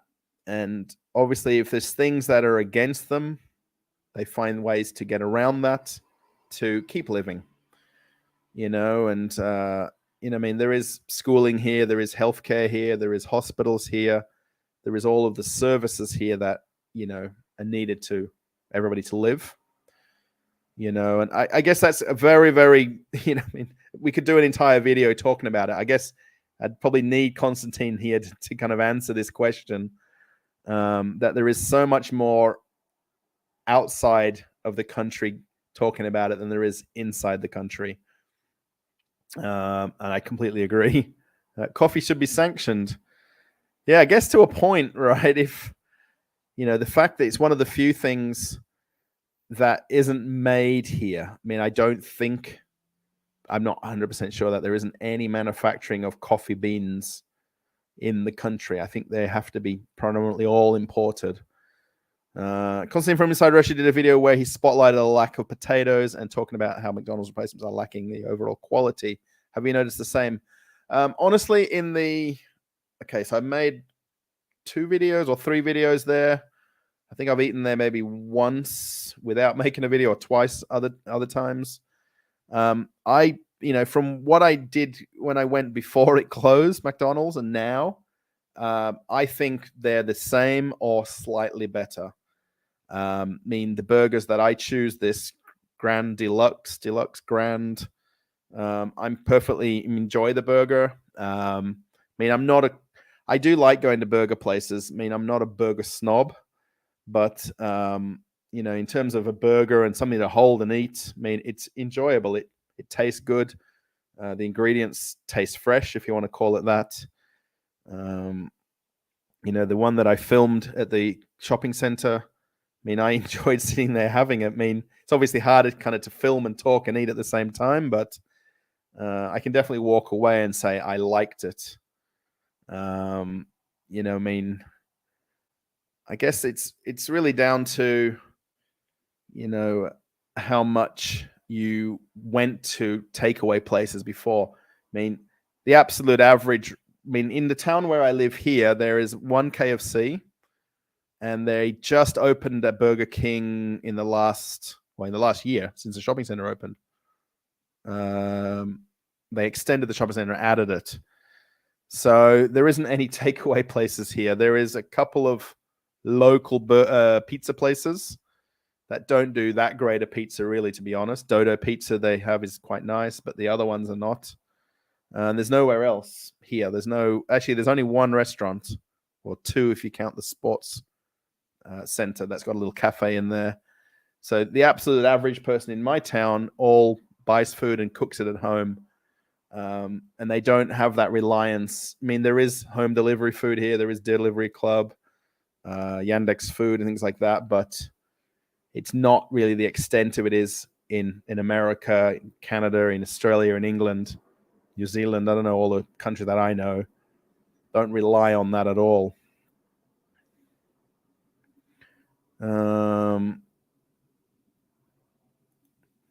Yeah, I still understand why Russia would give up being a rich nation like Saudi to be a struggling country like Iran. It's a little more land.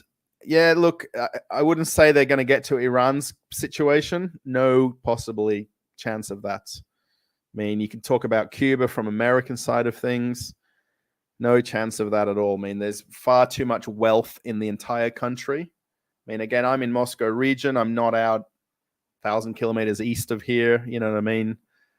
So, I mean, it won't become like struggling like Iran. 100%, I will say that. Meanwhile, we still wait to see what's going on in the West. Yes. What do you think about Konstantin? Sometimes he speaks terrible things about our country. Look, I know him personally. I won't ever, say anything bad against him because he's a friend of mine, honestly and truly a friend. I like the fact that we get along great when we've met, when we chat, when we talk in video calls and things like that. I mean, he obviously, the way he creates his videos, Nelly, he creates topics. Rather than doing freestyling, which is a little bit what I'm doing, he's talked to me about this. Create a title for your videos, especially for live streams. And he creates topics around each video that he makes. So he does like that 30-minute talk, and then he switches on the chat, does 30 minutes, sometimes replying to questions. mean, I guess he sees it more from a bigger picture of living here since he grew up here, born here, and things like that. And from an industrial point of view, from his job. I mean, I guess it's just about creating an opinion about what's happening. Probably not what's happening now, but what's happened over the history of Russia or the history of him being alive, I guess, or through his growing up. I mean, that's his opinion. I mean, I can ask him his opinion. He can give it to me. I can give him my opinion. I can't probably expand on my opinion enough because I don't have that deeper meaning and, things like that, so Skull Peter Potwa. Constantine, the guy that never really changes his boss t-shirt. Yes, I do notice him wearing his boss t-shirt. I should pick him up on that when I have my next chat with him. I do wear this shirt a lot too, by the way. I don't know if, and my hat, my cruise line hat, I wear this hat a lot. So I do have lots of shirts that I do wear.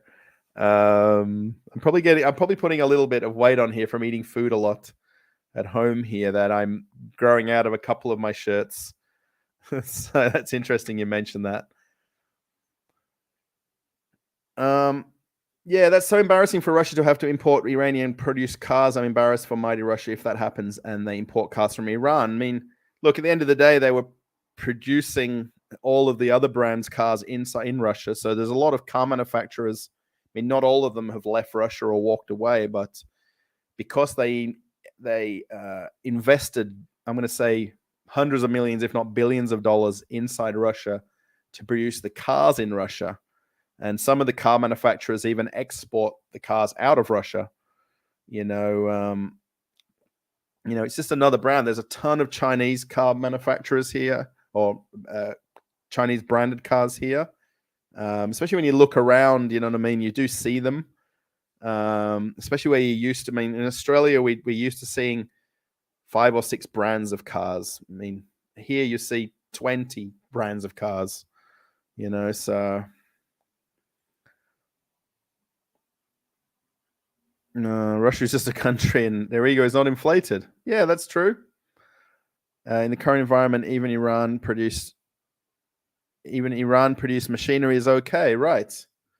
I mean, I guess it's funny because I went to, when I made one of the videos at Svetofor, which is like kind of like the dollar store, if you like. I made one video at one of the stores.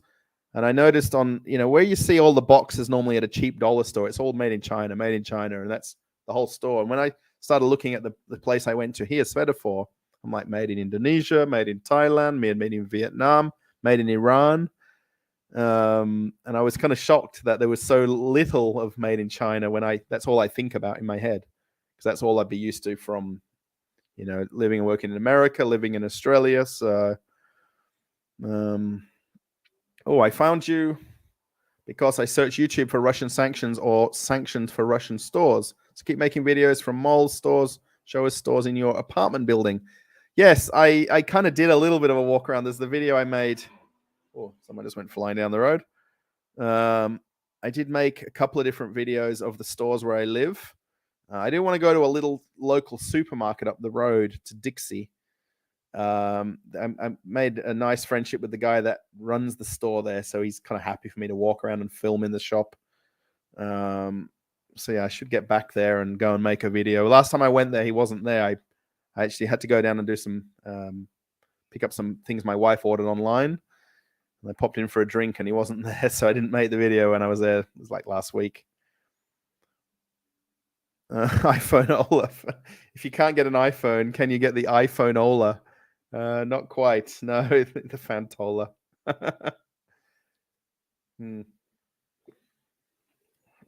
Thanks for reminding me to take a drink. That's very nice of you. Again, thanks for all the likes. We're coming up to 2 hours. We're normally about 2 hours, how long the videos go for.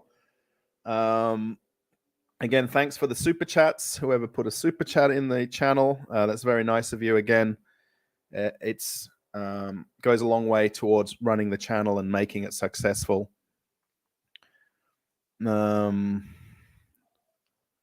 Oh, thank you. Oh, happy days. I like some people's channel names, by the way. Idaho, United States. Thank you for your videos. You're very welcome. Yes. Fanta is the ultimate sanction drink. It was born out of sanctions when Coca-Cola left Germany in the 30s. So the guy who sold Coke in Germany invented Fanta. Wow, that's crazy. I never knew that. I'll have to see if there's a documentary on it or something.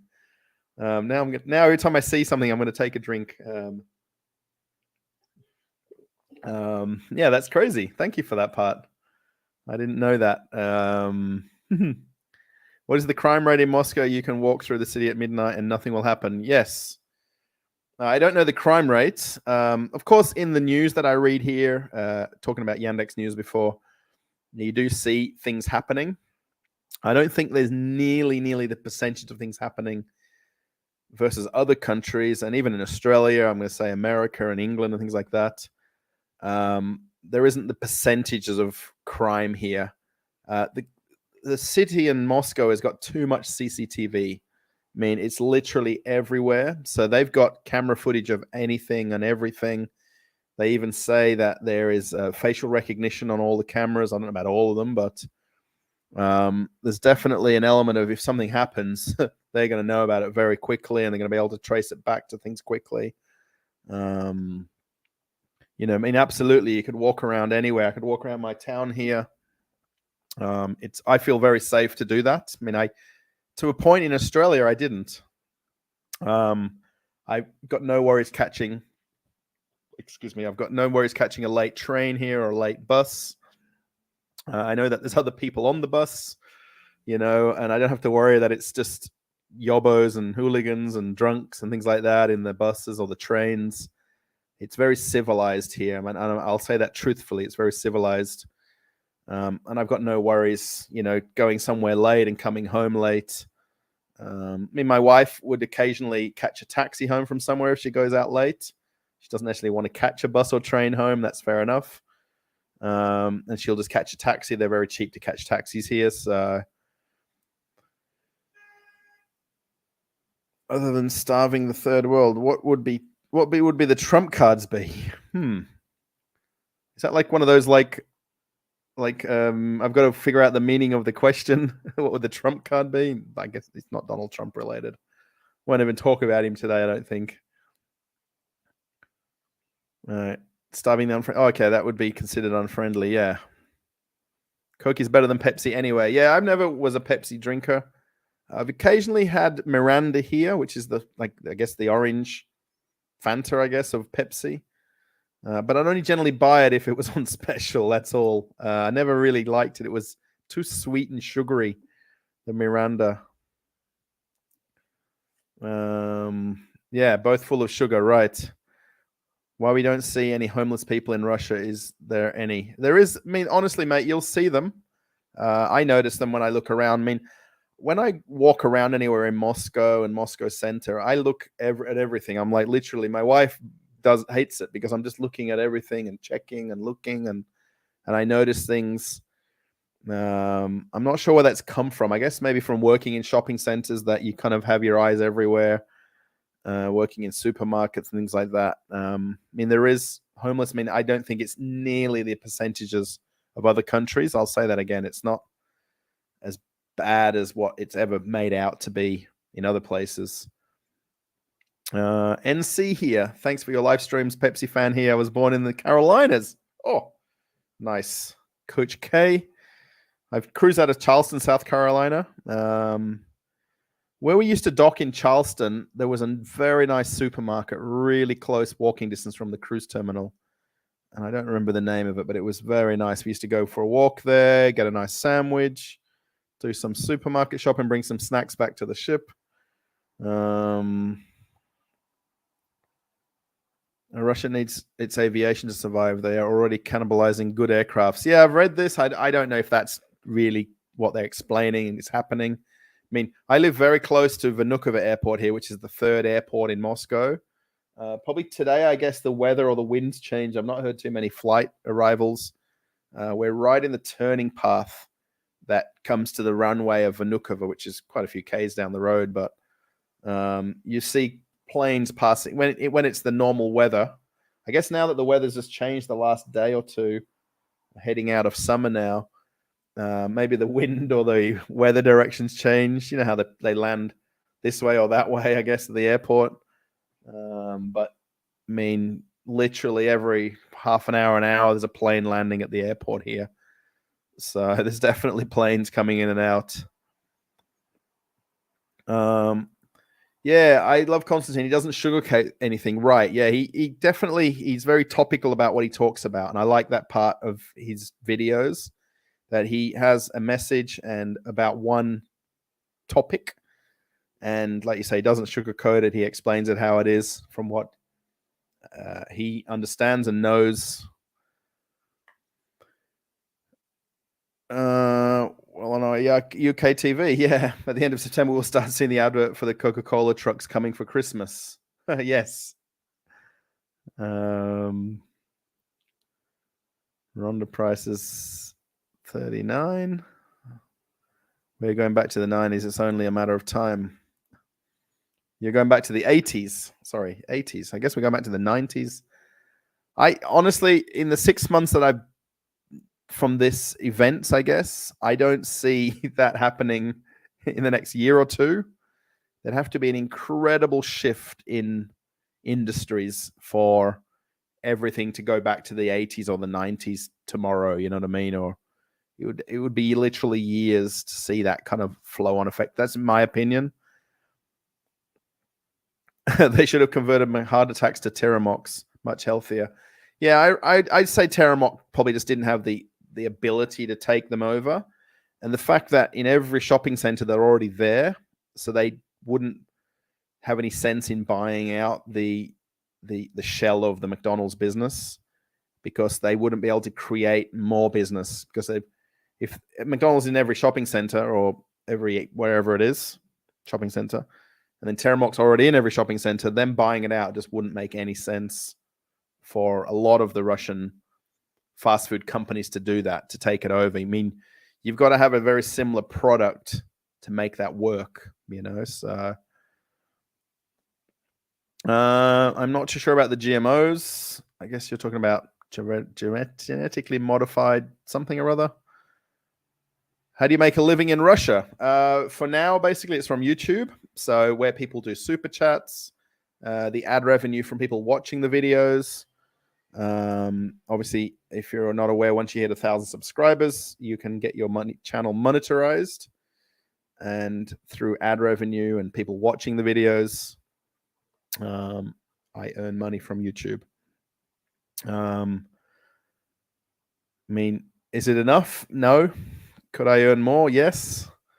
Could I earn more working in a job here? Probably not, because of the fact that I'd still be paid Russian salaries. Ultimately, I probably have to take up some kind of maybe English teaching for kids. Apparently, it's a very buoyant and very lucrative job to have in Russia, to teach Russian children or families that want their kids to learn English, especially from someone who's an English-speaking person, not a Russian person teaching English. Big announcement that major phone companies are leaving Russia. I'm not sure which one that is. Why secondhand toilets so popular in Russia? I'm not sure if that's a question. That's weird. I don't know. Even with sanctions, capitalism.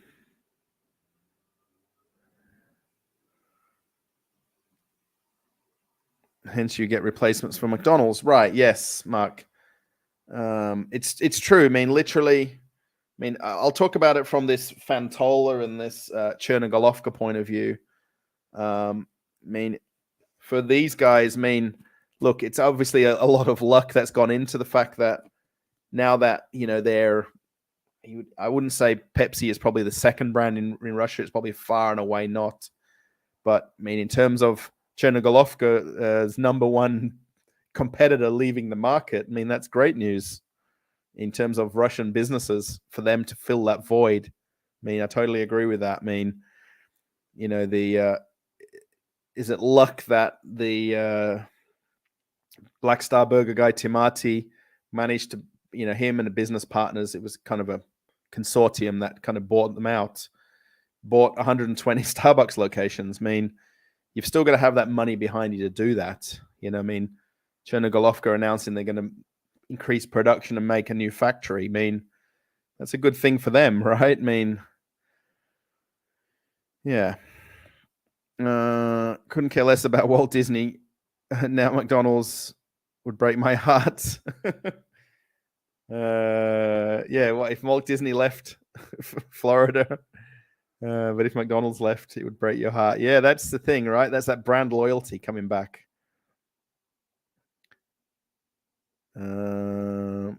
Why didn't people sanction America over Iraq? Well, yeah, that's a bit of a longer question. I'm a curious Aussie. Oh, Keith, good to see you. Good day. I don't say good day enough. It sounds very strange when I say it now here. In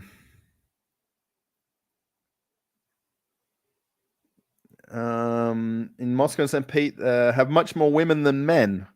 In the very rural areas, it's probably the reverse. I don't know what. I'd have to look up that percentage of men to women now.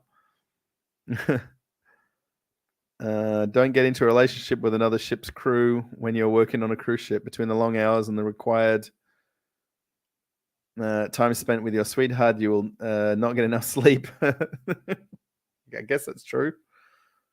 It's very normal that people are with other people on the cruise ships. The fraternizing amongst crew members is very, very, very common. Alien from Mars, new subscriber here. Good to see you. And noticed in malls, no one is using face masks. Is the virus gone over there? No, it's not gone. It's just not covered. It's not talked about. It's not in the news. There is a few people wearing masks. I reckon it's probably 1 in every 500, every 1,000. You do see people wearing them in the buses and the trains. I mean, at one point it was mandatory, and even I was wearing it when I first arrived here last year. I think 1st of July was when they lifted every mandate in Russia. Yeah, there is very, very, very few people wearing masks in public here. All of the rules of social distancing is gone. The markings on the floor are pretty much all gone. The screens in shops have all gone. Right. No mandates. Yes, since 1st of July. Russia's been the baker in the bake shop since World War II. They've got to have their finger in a lot of pies, cakes, and cookies.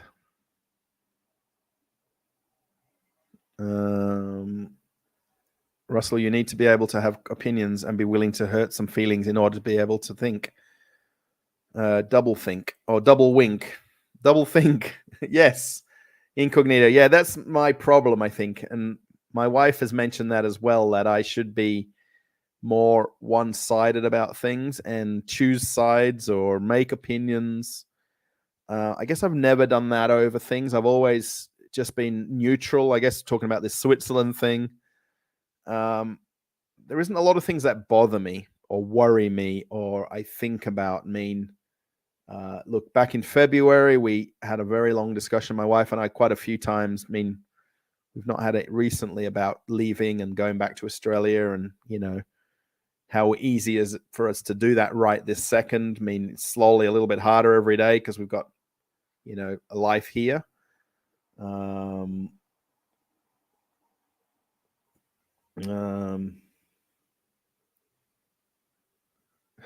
Marriage lifetime cash. I'm gonna unhide that message because it's interesting. Yeah, it's I just the way I am. You know what I mean? I should be more straight faced and this is this, this is that, this is this, but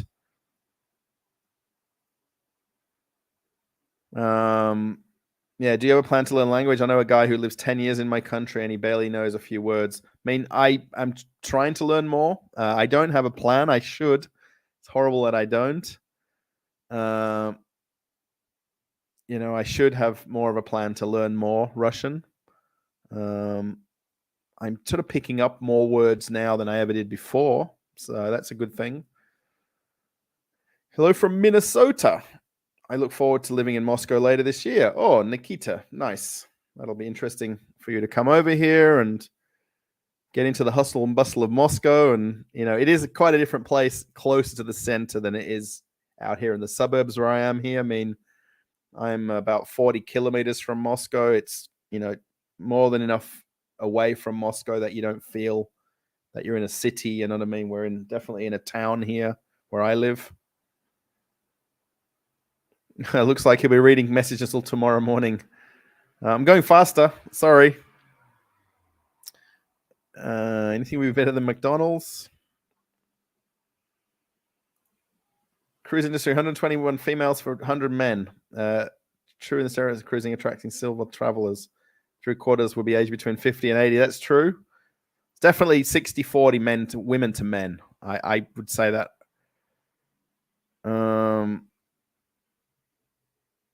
I definitely suggest you to watch Graham Phillips, Patrick Lancaster. I don't know Alina Lip, but don't really like Patrick Lancaster personally. I guess you're telling other people, Nelly, to watch them.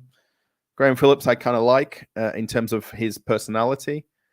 I know they've got Graham Phillips has got long-standing fact that he lived in Donbass for a lot of years. Patrick Lancaster I just find too full on for me. He's just too much when I watch the videos. No,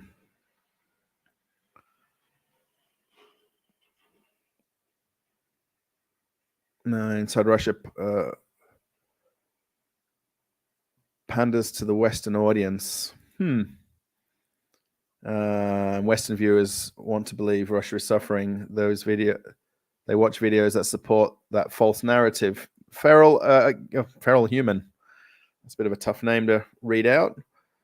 Yeah, I guess it's interesting. Look, it's very topical, the topics that he makes on his videos. I mean, I'll totally agree with that. I mean, it's very specific messages that he's portraying, and I like that because he focuses on one thing per video.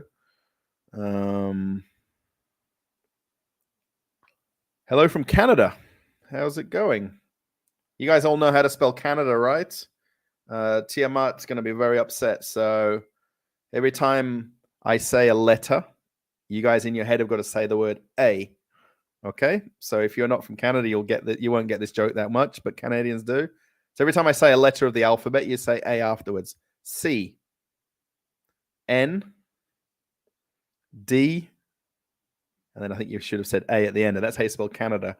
And a lot of Canadians say A. So, Russell, it's not good to drink soda, maybe just water. Yes, my wife does give me water with lemons in it, Nelly. I'm probably the most thirstiest during when I do these live streams. I can typically sit here and watch TV or a movie and not even have a drink. Oh my God, what I'd pay for a Passiona right now. Yes, a Passiona. Wow. Yeah, my dad even likes Passiona in Australia. Yeah, I know it well. Russia is safe because it treats the poor very well compared to all Western countries and regimes.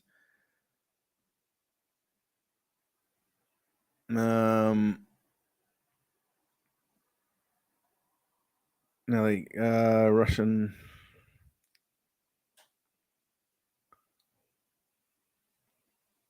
Nokia. Okay, I guess I'm just skimming over messages now. Sorry, everyone. Forget the night. H&M stay in Moscow for 9 more months. Yes, actually, this is interesting, Christina. I read this myself. H&M stay in Moscow for 9 more months. They said it and Gucci will open in the airport. I don't know about the Gucci thing, but that's interesting. Yeah, they've signed agreements for, I think it's not all the locations, unless it's everywhere, but they specifically talked about the Moscow H&M locations that they've extended all of their rental agreements for 9 more months. I think they realized that they're not going to sell out and close next week. So they did a lot of the talk around this was that the store had a year's worth of inventory, or all the business had a year's worth of inventory to sell through if they were to sell every physical product. So anytime I have Mackie D's when I'm driving from Somerset from Surrey. That's interesting. Mackie D's, sorry. In Russia, they call it McDucks or McDuck. What about Lada cars? Are they sold with new stuff? Yes, the Lada cars. I mean, I don't go to car dealerships and know this, but they have all of the safety requirements that are imposed on the car manufacturing industry here. Somebody keeps telling me that they're not going to have seat belts and airbags and I don't know, anti-skid brakes or something. There's another thing that they don't have. They have these things in the cars. Same in Switzerland. No more masks. That's interesting. No, it's good to cook at home to save money. If you have the same situation in the US, I'd save so much more money. Yes, yeah, that's the difference, Mark, a lot here. I mean, my wife doesn't like takeaway food. Honestly, we made chicken wings tonight at home, so I went and got fresh chicken from the butchers. And actually, they were really nice. I had them right before I did the live stream. And they were really nice because it was fresh chicken. I don't know where they get their chickens from, but it wasn't even the supermarket packaged chicken wings. We used to get them a lot before. Now we don't. We go to a butcher's and get them. I guess it's still a butcher's if it's a chicken butcher, right? Russian legalizing piracy. I don't think so. I think still there's still laws and rules around that. I don't know them specifically, but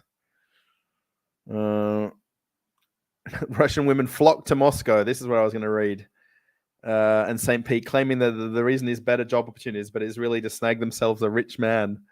I don't know how true that really is. I don't know. I mean, I guess it has to have a truth to it, but you know, I mean, really, when you're here in Moscow, when you go out, I mean, everyone's in such a rush everywhere. I feel like it's like got a bit of a New York element to it. Anyone's been to Manhattan and walked around there and gone down to Lower Manhattan, and you know, everyone's in a rush everywhere, and no one's got a chance to meet anybody because everyone's not stopping still. You know, so.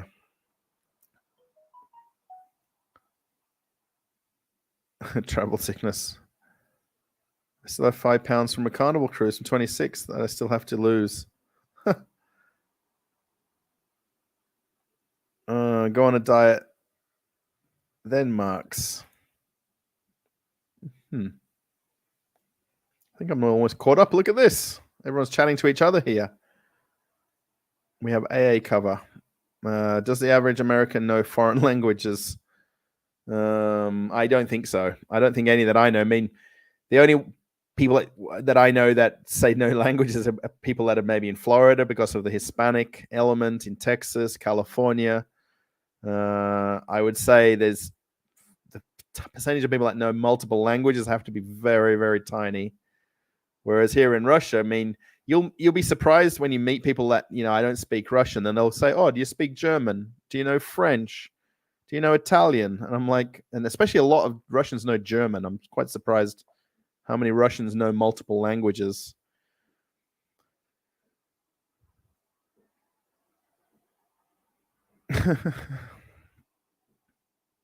Not at the most. They might know Spanish. Yes, Chris, I think that's what I'm talking about there. Well, people talking before I'm talking here. It's amazing. You guys are quicker than me. There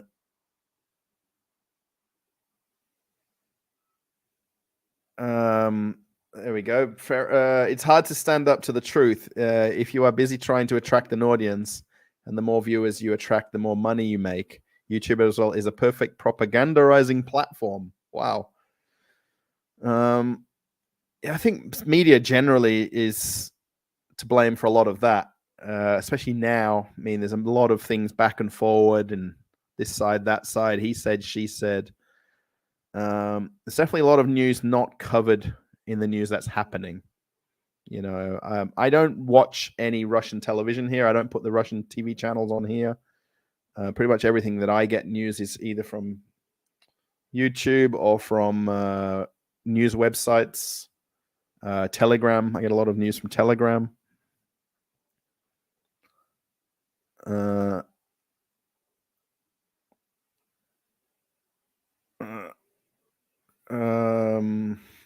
All those brands that say they're leaving Russia and kind of not, like Starbucks, will never show us the contract they signed with the new owners. Yeah, Lavok, this is interesting. I mean, if in Australia, for instance, and I think I've talked about this, that if a company bought out another company, I mean, you'd be looking at 6 months, a year. I mean, okay, if it was in operation, for instance, if you look at Starbucks, it's a bit hard to give that example, but because the business closed and then they reopened. But if the business was ongoing and a company took over a company, I mean, they would leave it in place. They'd leave it running how it is. 6 months, a year, they might start to implement changes. They may try to amalgamate the brands together, change, the company logos. But everything happened here overnight. And I find that quite interesting. And I talked to a friend in Australia about this, Nicole, and how long it would take to implement. She works in government in Australia, so she understands this side of it, right? And how long something takes to come to fruition. And here, literally, it was like the next day, oh, we're going to open on Wednesday. And, I can understand, both of the companies that we're talking about a lot in this, and it's the title of the video, both of them had a business in place incredibly similar to the business that's took over. You know what I mean? If that makes sense, took over. So, even to a point, like the guy that told me there about Stars Coffee, and he said there about the coffee beans. The coffee beans that Starbucks was using when it was Starbucks in Russia was coming from the Netherlands. So they were importing them from Holland, I would imagine Amsterdam, I don't know whereabouts, into Russia. And he said the minute we sort of, everything came to fruition for the taking over of the company, we lost that avenue of import. So we couldn't use even that supplier of the coffee beans because we don't have the import ability through the Netherlands to Russia. So they had to go out and find another coffee bean distributor, I guess. A lot of the other things inside Starbucks, they're using local distributors, like the croissants are coming from a local bakery. The cookies are coming from a local bakery, and the cups are coming from a local cup company. So I guess I should use this as my thumbnail, shouldn't I? So, these things can be sourced in Russia. They just have to find the company that would source them. Where you look at McDonald's, the guy that took over the Ultimate brand, the locations, was one of the first franchisees of McDonald's in Russia. And he had 25 McDonald's restaurants. So his foothold in the industry is massive, to the point that he would be the absolute logical person to take over the McDonald's brand, not the McDonald's brand, well, what would become Kuznetsy Tochka. This is the thing, like we talked about Tiramok. Tiramok's, if you're not sure, it's a Russian fast food place, which is predominantly pancakes and different things like that. And that kind of company couldn't come in and take over and bring their brand into what McDonald's was doing because it just wouldn't fit. So it's kind of worked out very well. The whole thing, like with IKEA, for instance, there's only a few companies that could literally step into that IKEA footprint of what IKEA does and try to, if you want to say the word, mimic what IKEA does. There's a very big brand in Russia called Hof. And Hof would be something that would be similar to what IKEA does, but it's not what IKEA does, right? But it'd be up to them. Would they be willing to take on that industry? Not take on the industry, but overlap what they're doing already. As Americans, I have 2 languages, and my husband knows 3 languages. Jelinski, and your last name's almost Polish, so I wonder if you know Polish. Dzień dobry. Would be cool if you move. Yeah, right. Thank you. It'd be cool if you move the Ukrainian discussion elsewhere. Yeah, I don't bring it up in conversation. It's not really part of what I do on the channel. I mean, we've talked for 2 hours here about predominantly McDonald's and Starbucks and things like that because it's very topical. It's also very general as a title as well. So, so it's something that can easily talk about that doesn't provoke political sentiment. That's right. So, hi Russell. Oh, I'm the bus guy. Long time no see. Yes, my wife was just in at the Dutcher last weekend. Oh no, what are we on Monday now? She came back Friday night, and I didn't go with her. She spent 4 days in. I don't know the name of the place now. Where you're from? Serbrianic Bureau. Is that right? I'm going to absolutely butcher that if you're listening in English. My wife was staying very close to where we met. Right, who I'm talking about on the chat here, the comment. I met him on the bus in a very regional area of Moscow. Well, Moscow region, and we were on the same bus for half an hour, going from one town to another. Latin, French, and Spanish here. Wow, to know Latin, that's just crazy. French and Spanish. I mean, I don't know. I guess I knew some words in Spanish from the cruise ships. Crowded sidewalk when I'm in Manhattan. What are you talking about? About everyone rushing everywhere in New York? Yeah, look, just from the times that I'm there was there on the cruise ships. I mean, over quite a lot of years. I guess that's what I just felt like always. That I guess you could say you're always at the crosswalks in Manhattan. It's true. But I just felt there was always people in a rush to go everywhere. We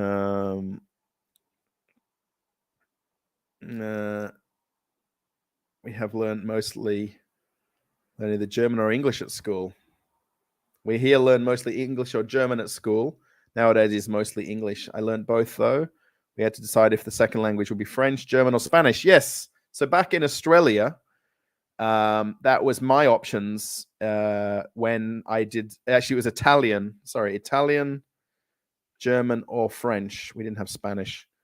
When I was in high school, that was we had to decide which language we wanted to do, and I did Italian because you got to go to the Italian restaurant a few times during the semester as part of learning Italian. That you get to go and have pasta and lasagna and pizza and. Don't think I learned any Italian from that. Uno, due, tre, quattro, cinque. So everything that comes from a government is propaganda, Easel Cat. That's a big call, but yeah, I guess it's like this whole thing now with like this power plant. You know what I mean? Both countries are blaming each other for things. I guess while we're not there, we don't know, right? I mean, any Brit on here will know the M25 is known as a car park. I watch one YouTuber, Ashfield Weekly.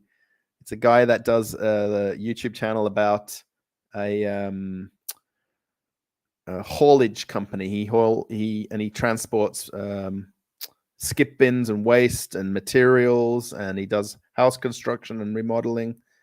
And he's always in his video that he puts out once a week. He's always in traffic going through London and I guess parts of London. He's always talking about traffic. Anyway, everyone, thanks for the live stream. Russell, night you all. Yes, I'm going to head off very, very soon. I'm nearly at the bottom of the chat. Almost caught up to everybody chatting. Yeah, you're free to say a lot of things. Yes, thank you, Kerr, for being part of the live stream. I appreciate your gesture of being here. 75 likes. That's massive. Thank you as well. You're free to say lots of things on YouTube, but why not say something that is not popular, not socially motivated, promoted?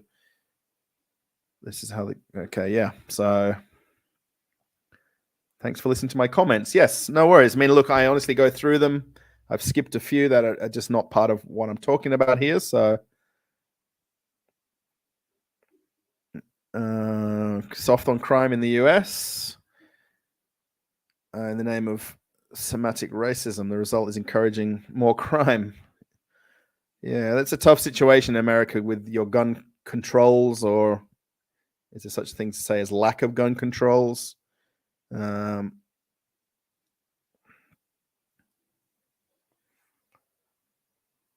brains drains from Russia. How will Russia would replace all these vital people? I don't think there's the brain drain that it's talked about. I mean, I've talked, I don't think that there's literally thousands of people queuing at the airport to go somewhere else. I mean, firstly, where would they go? Are they able just to walk away from what they've got here, job-wise, housing-wise, family, schools, kids? I mean, I'm sure people have left, but have have they all just walked away? I don't think so, personally, but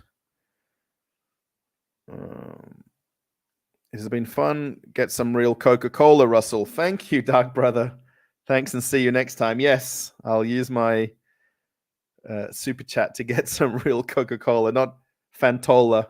So, Dark Brother, stay tuned to the channel. I'm sure you are anyway. I know you're in other live streams. I am going to do this Coca-Cola tasting at some point. So that's going to come up. Thank you again for the super chat. Again, for people who send super chats, again, it's part of the channel that I have here and the running of the channel and living in Russia, literally. So, ever thought of learning Russian, by the way? Yes, my wife wants me to learn more. And she's actually doing English lessons. She actually had a lesson today in between her clients at work. She does Zoom call English lessons. Yes, Armani and Hugo Boss are still operating in Russia, two very big brands. Absolutely. Yeah, I think I covered that in my last video. Did I show the Hugo Boss store? I don't think Armani's in that shopping center that I was at. Definitely both of them I've seen open in Moscow. Yeah, cruise ships Dark Brother in both New York and New Jersey. Bayonne, New Jersey is where Royal Caribbean have their ships sail out of. And then Carnival ships predominantly go out of Manhattan, out of 50th and West Side Highway. And then they also have Red Hook, Brooklyn, which is where the Cunard ships, P&O ships, Princess ships go out of. But Red Hook, Brooklyn is where Royal Caribbean have their ships going out of, not Carnival Cruise Line. So, yeah, you've got, within a fairly reasonable distance, you've got 3 cruise terminals that you could sail out of there. So, yeah, it's interesting that in Russian schools, English is the most common second language, while in US schools, it is impossible for a child to take Russian as a second language. So it is more fascist. Yeah, I'm pretty sure, I don't know if there is languages taught in US schools because I don't know that as an answer, but you'd think Spanish, in the fact that there's so much influence from Central South America, Mexico. Spent a lot of time in New York, and we walk very fast there. In the Midwest, it's a lot slower. In Chicago, where I am now, it is fast, but not as fast as Manhattan. Yes, I've not been to Chicago, so I can't quote that part, but that's what I remember so well from New York. What we do know is that Russian forces have no right. Yes, Susie. Yeah, Marks and Spencer's. I think I pointed out in every video. It was my mum's favorite shop. We don't have it in Australia, unfortunately, but the very famous Cross Your Heart bra. I guess you would know that well. The Heart to Heart, Cross Your Heart bra, famous for Marks and Spencer's. I think I've even I bought Marks and Spencer's shirts. I think I bought them here in Russia, the men's shirts. Actually, I should pop in and have a look. I've never been in one recently, so yes, they're definitely all open in Russia. Absolutely open.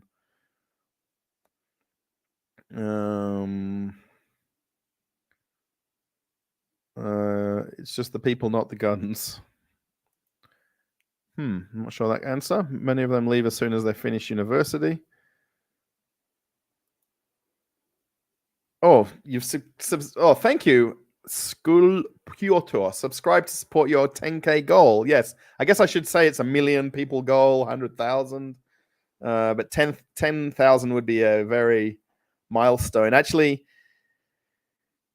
I should have really thought about this about a month ago and see if I could reach the 10K by 1 year of the channel, because it's literally today is technically the anniversary of 1 year of the channel. And I think I was going to do a post tomorrow about it. And I think because I read it last night overnight. So I guess I got the date wrong by 1 day.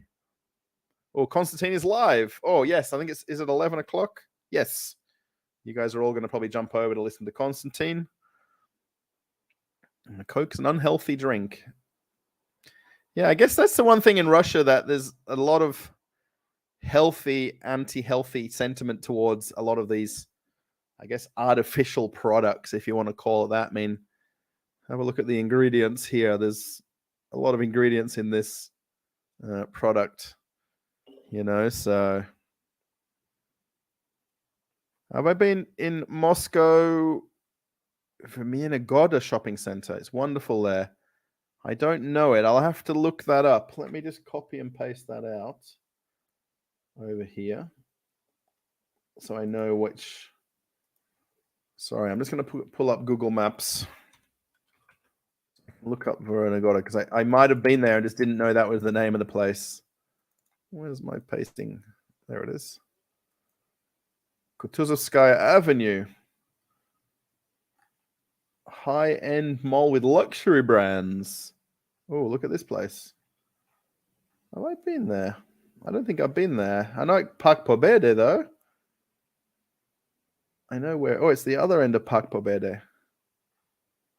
No, I haven't been to that shopping center. So thank you. I'll have to check it out. Thank you, Jack. Jack, Coke is best with bourbon. Coke is best with bourbon. Yes, I guess Jack and Coke. I guess that's Tennessee whiskey, though. When you buy Hugo Boss, look at the label, see where it's been made. Just saying. Yeah, it's obviously not Russian made. I mean, that's for certain. We teach in high school Spanish, French, and German. Oh, thank you, Chris. Yeah, I would imagine Spanish would have to be the predominant taught language or wanted to be learnt language in America.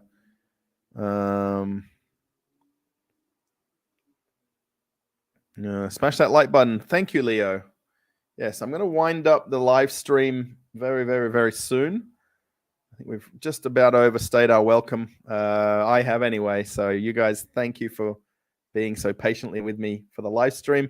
I guess it is 11 o'clock, so if anyone is a follower of Constantine's channel, I always did say that way back when I first met him. I didn't want to overlap what he does. I mean, we can all do our own thing perfectly well, right? So,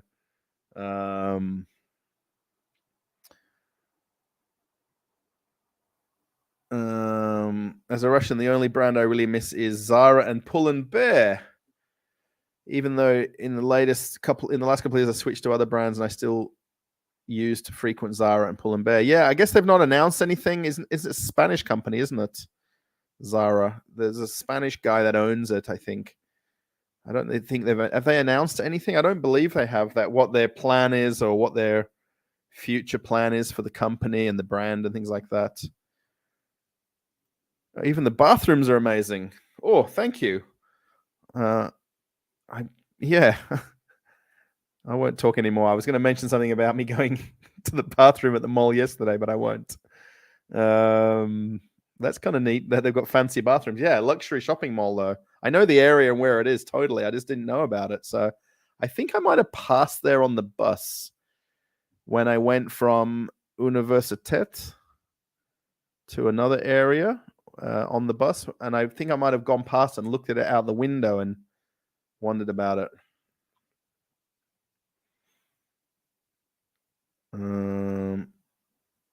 Yeah, Russian and Ukrainian are like one nation. My husband is half Ukrainian, half Russian. Yeah, that's the thing here. There's a lot of Ukrainians in Russia, a lot of Russians in Ukraine, and likewise family, friends. It goes way, way, way deeper than what people realize. Oh, thank you, Farrell. I'll subscribe because you seem open to viewpoints that do not toe any specific party line. Yes. Yeah, I'm very Switzerland, if anyone understands that comment. So don't worry. Yeah, made in Turkey.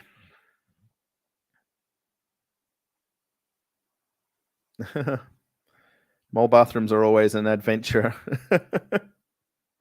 Yeah, it's this I right back when I started the channel, I didn't end up doing it, but there's the historical toilets inside Gum on the where you come out to Nikolskaya Street. There's the bathrooms right there that you go downstairs one level, and it's like 1,000 rubles. You can have a shower and bathroom and toilet and whatever. And I think the toilet's 200 or 300 rubles. I think 300 rubles for the toilet. So it's like $5-6 to use the toilet, or $13 to use the shower there. So yes, thank you, Rhonda. Oh, I put Jeff's comment up, but there aren't One Nation. Okay. Thank you, Rhonda. Sorry for the live stream. Signing off. Yes, me too, everybody. Thank you, everybody, for the live stream. Thanks for the update. Yes, I hope you've enjoyed this live stream and chat. Probably a little bit less about me today and more about the title of the video. So I hope you found it enlightening. I guess also reading back comments as well kind of just crosses over what I'm doing. The Canadians. Yeah, this is Canada and USA is like one nation, but I'm sure that those Canadians who are all will be fighting. Okay, I won't read the rest of that. Yeah, that's the one thing I always, when I was on the cruise ships, people always mistook Australia and New Zealand as one country. And then I'd be like, well, it's like Americans and Canadians calling it one country, you know what I mean? North America and all. Yeah, it's kind of interesting that. Yeah, thank you, Nelly. If I can ask everybody who's watching, if you might want to post a comment after the video is finished. It just helps along the channel a little bit. Obviously, the amount of people who are watching it now and thumbs ups, and the people that did live, what do you call this? Sorry, super chats. Thank you very much. It's very nice of you to do that for the channel and for the YouTube, what I'm doing here. So it's very nice. Yes. Thank you, Susie. Yes. Good night, all. With a love heart. Thank you. Yes, I appreciate that. I don't get any love hearts from my wife, so I'll take it from you, Susie. It's very nice of you. Bye, Keith. Thank you as well. And everybody else that's chatted in the last couple of hours here on the live stream. Plenty of other videos to watch on the channel if you haven't watched anything recently. I did the Stars Coffee. I know we're talking about this here. There's a video about Stars Coffee. There's a video about the McDonald's Kuznetsy Tochka, a couple of videos I did there. I will be doing a new video. Wonder if you guys want to type very quickly. Would you like to see a shopping mall video or a very short video about an Iranian car that I found at the car show? Or I did the fancy car show walk around. The car show videos don't get video views, so I guess I'm probably barking up the wrong tree. A traveling channel, and I went traveling to see a car show. I guess you guys want to see the shopping center subway video.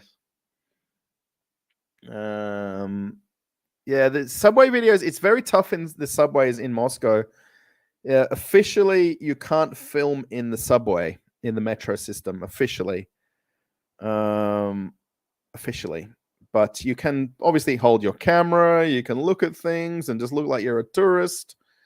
So it is very amazing catching the metro, and I'm amazed by it every day. I know it's just a part of going to and from Moscow and into other cities, in every other districts in Moscow. But I'd like to see the Iranian car video. Yeah, it's only, I think, 5 or 10 minute video because I don't even think I filmed that much.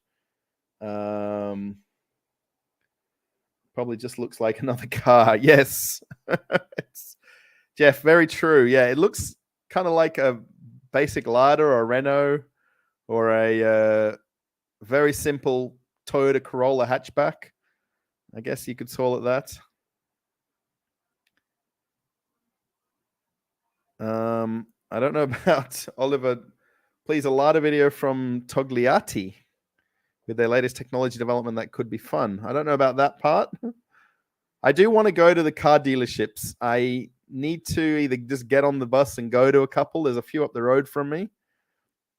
And just walk in and film the prices of the cars in the car dealerships. When my neighbor comes around to do the Coca-Cola video, I just want to see if he wants to go out for a drive for half an hour. We should go there together. We need brains and beauty. Farrell, I do ask her to come on the live streams and she doesn't want to. I did say to her that, I think if you'll be on the video, we'll get more people asking questions.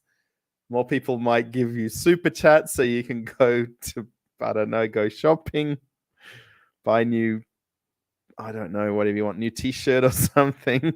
So I did try that. So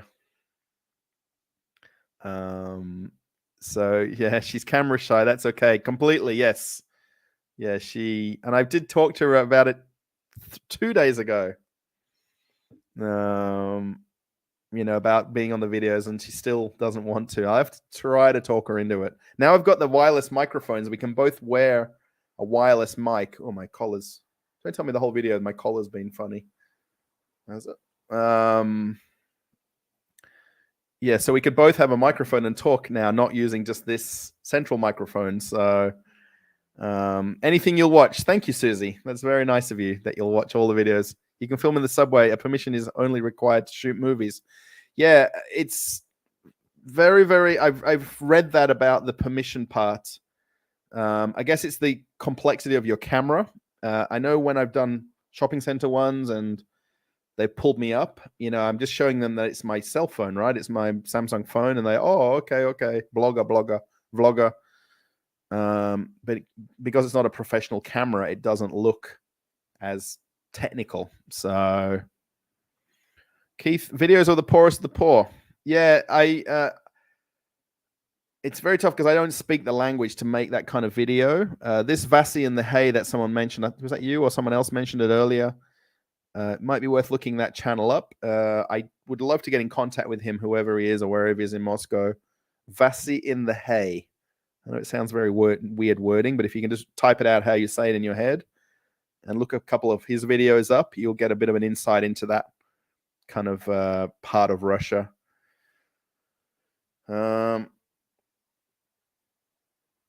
All right, everybody, I'm out of here. Thanks, everybody, again. Thanks for the thumbs up. Thanks for the super chats. Thanks for listening to me, putting up with me for a couple of hours. Matt from Brisbane. Hello. I'm just signing off. You'll have to watch a bit of the replay, I guess. And then look out for the next few videos.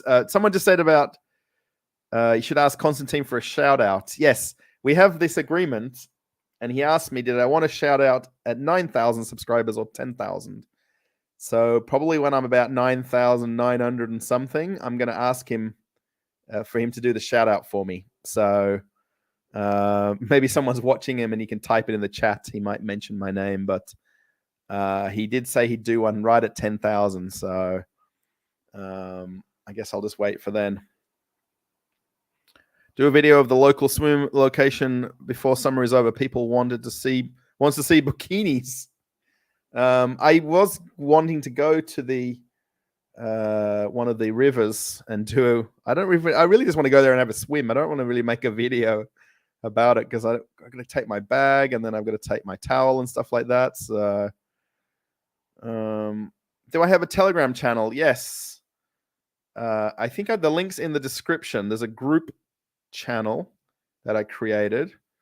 But if you'd like to send me a quick email, you can. I can send you my personal link to Telegram if you like. But I think it's called Traveling with Russell is the Telegram. If you just type the 3 words in, Traveling with Russell, then the Telegram group comes up. I don't post enough in there that I should. I should really build you guys into a nicer, more stable community that I realize you guys are. So it'll be cold in a couple of days. Yes, the weather is going to change this week, by the end of the week, and then next week for sure. due to time differences. Enjoy your videos. Most of the time it's 2 or 3 a.m. Yes. Sorry. Yeah, I just do it a little bit more convenient for me. And then it kind of works out better into the US as well. And then earlier for Europe. So I guess Australia is the only unlucky part of my live streams. I'm sorry, Matt. Okay, guys, I'm out of here. Now, just, I didn't even mention it through the whole 2 hours. I'm going to watch the last half of Top Gun Maverick. I managed to get hold of a copy of Top Gun Maverick to watch in perfect English with Chinese subtitles. So I'm your Bali man. Oh, nice. My wife, we were talking about Bali at dinner time tonight. We were looking up the prices of tickets to fly to Bali at Christmas. And we're trying to weigh up, is it worth just flying to Australia versus flying to Bali, and then just doing a Jetstar flight up there and back. So we'll see. Okay, everybody. Catch you later. I'm going to click end broadcast. Again, thanks for watching Traveling with Russell. Bye for now. Bye, everybody.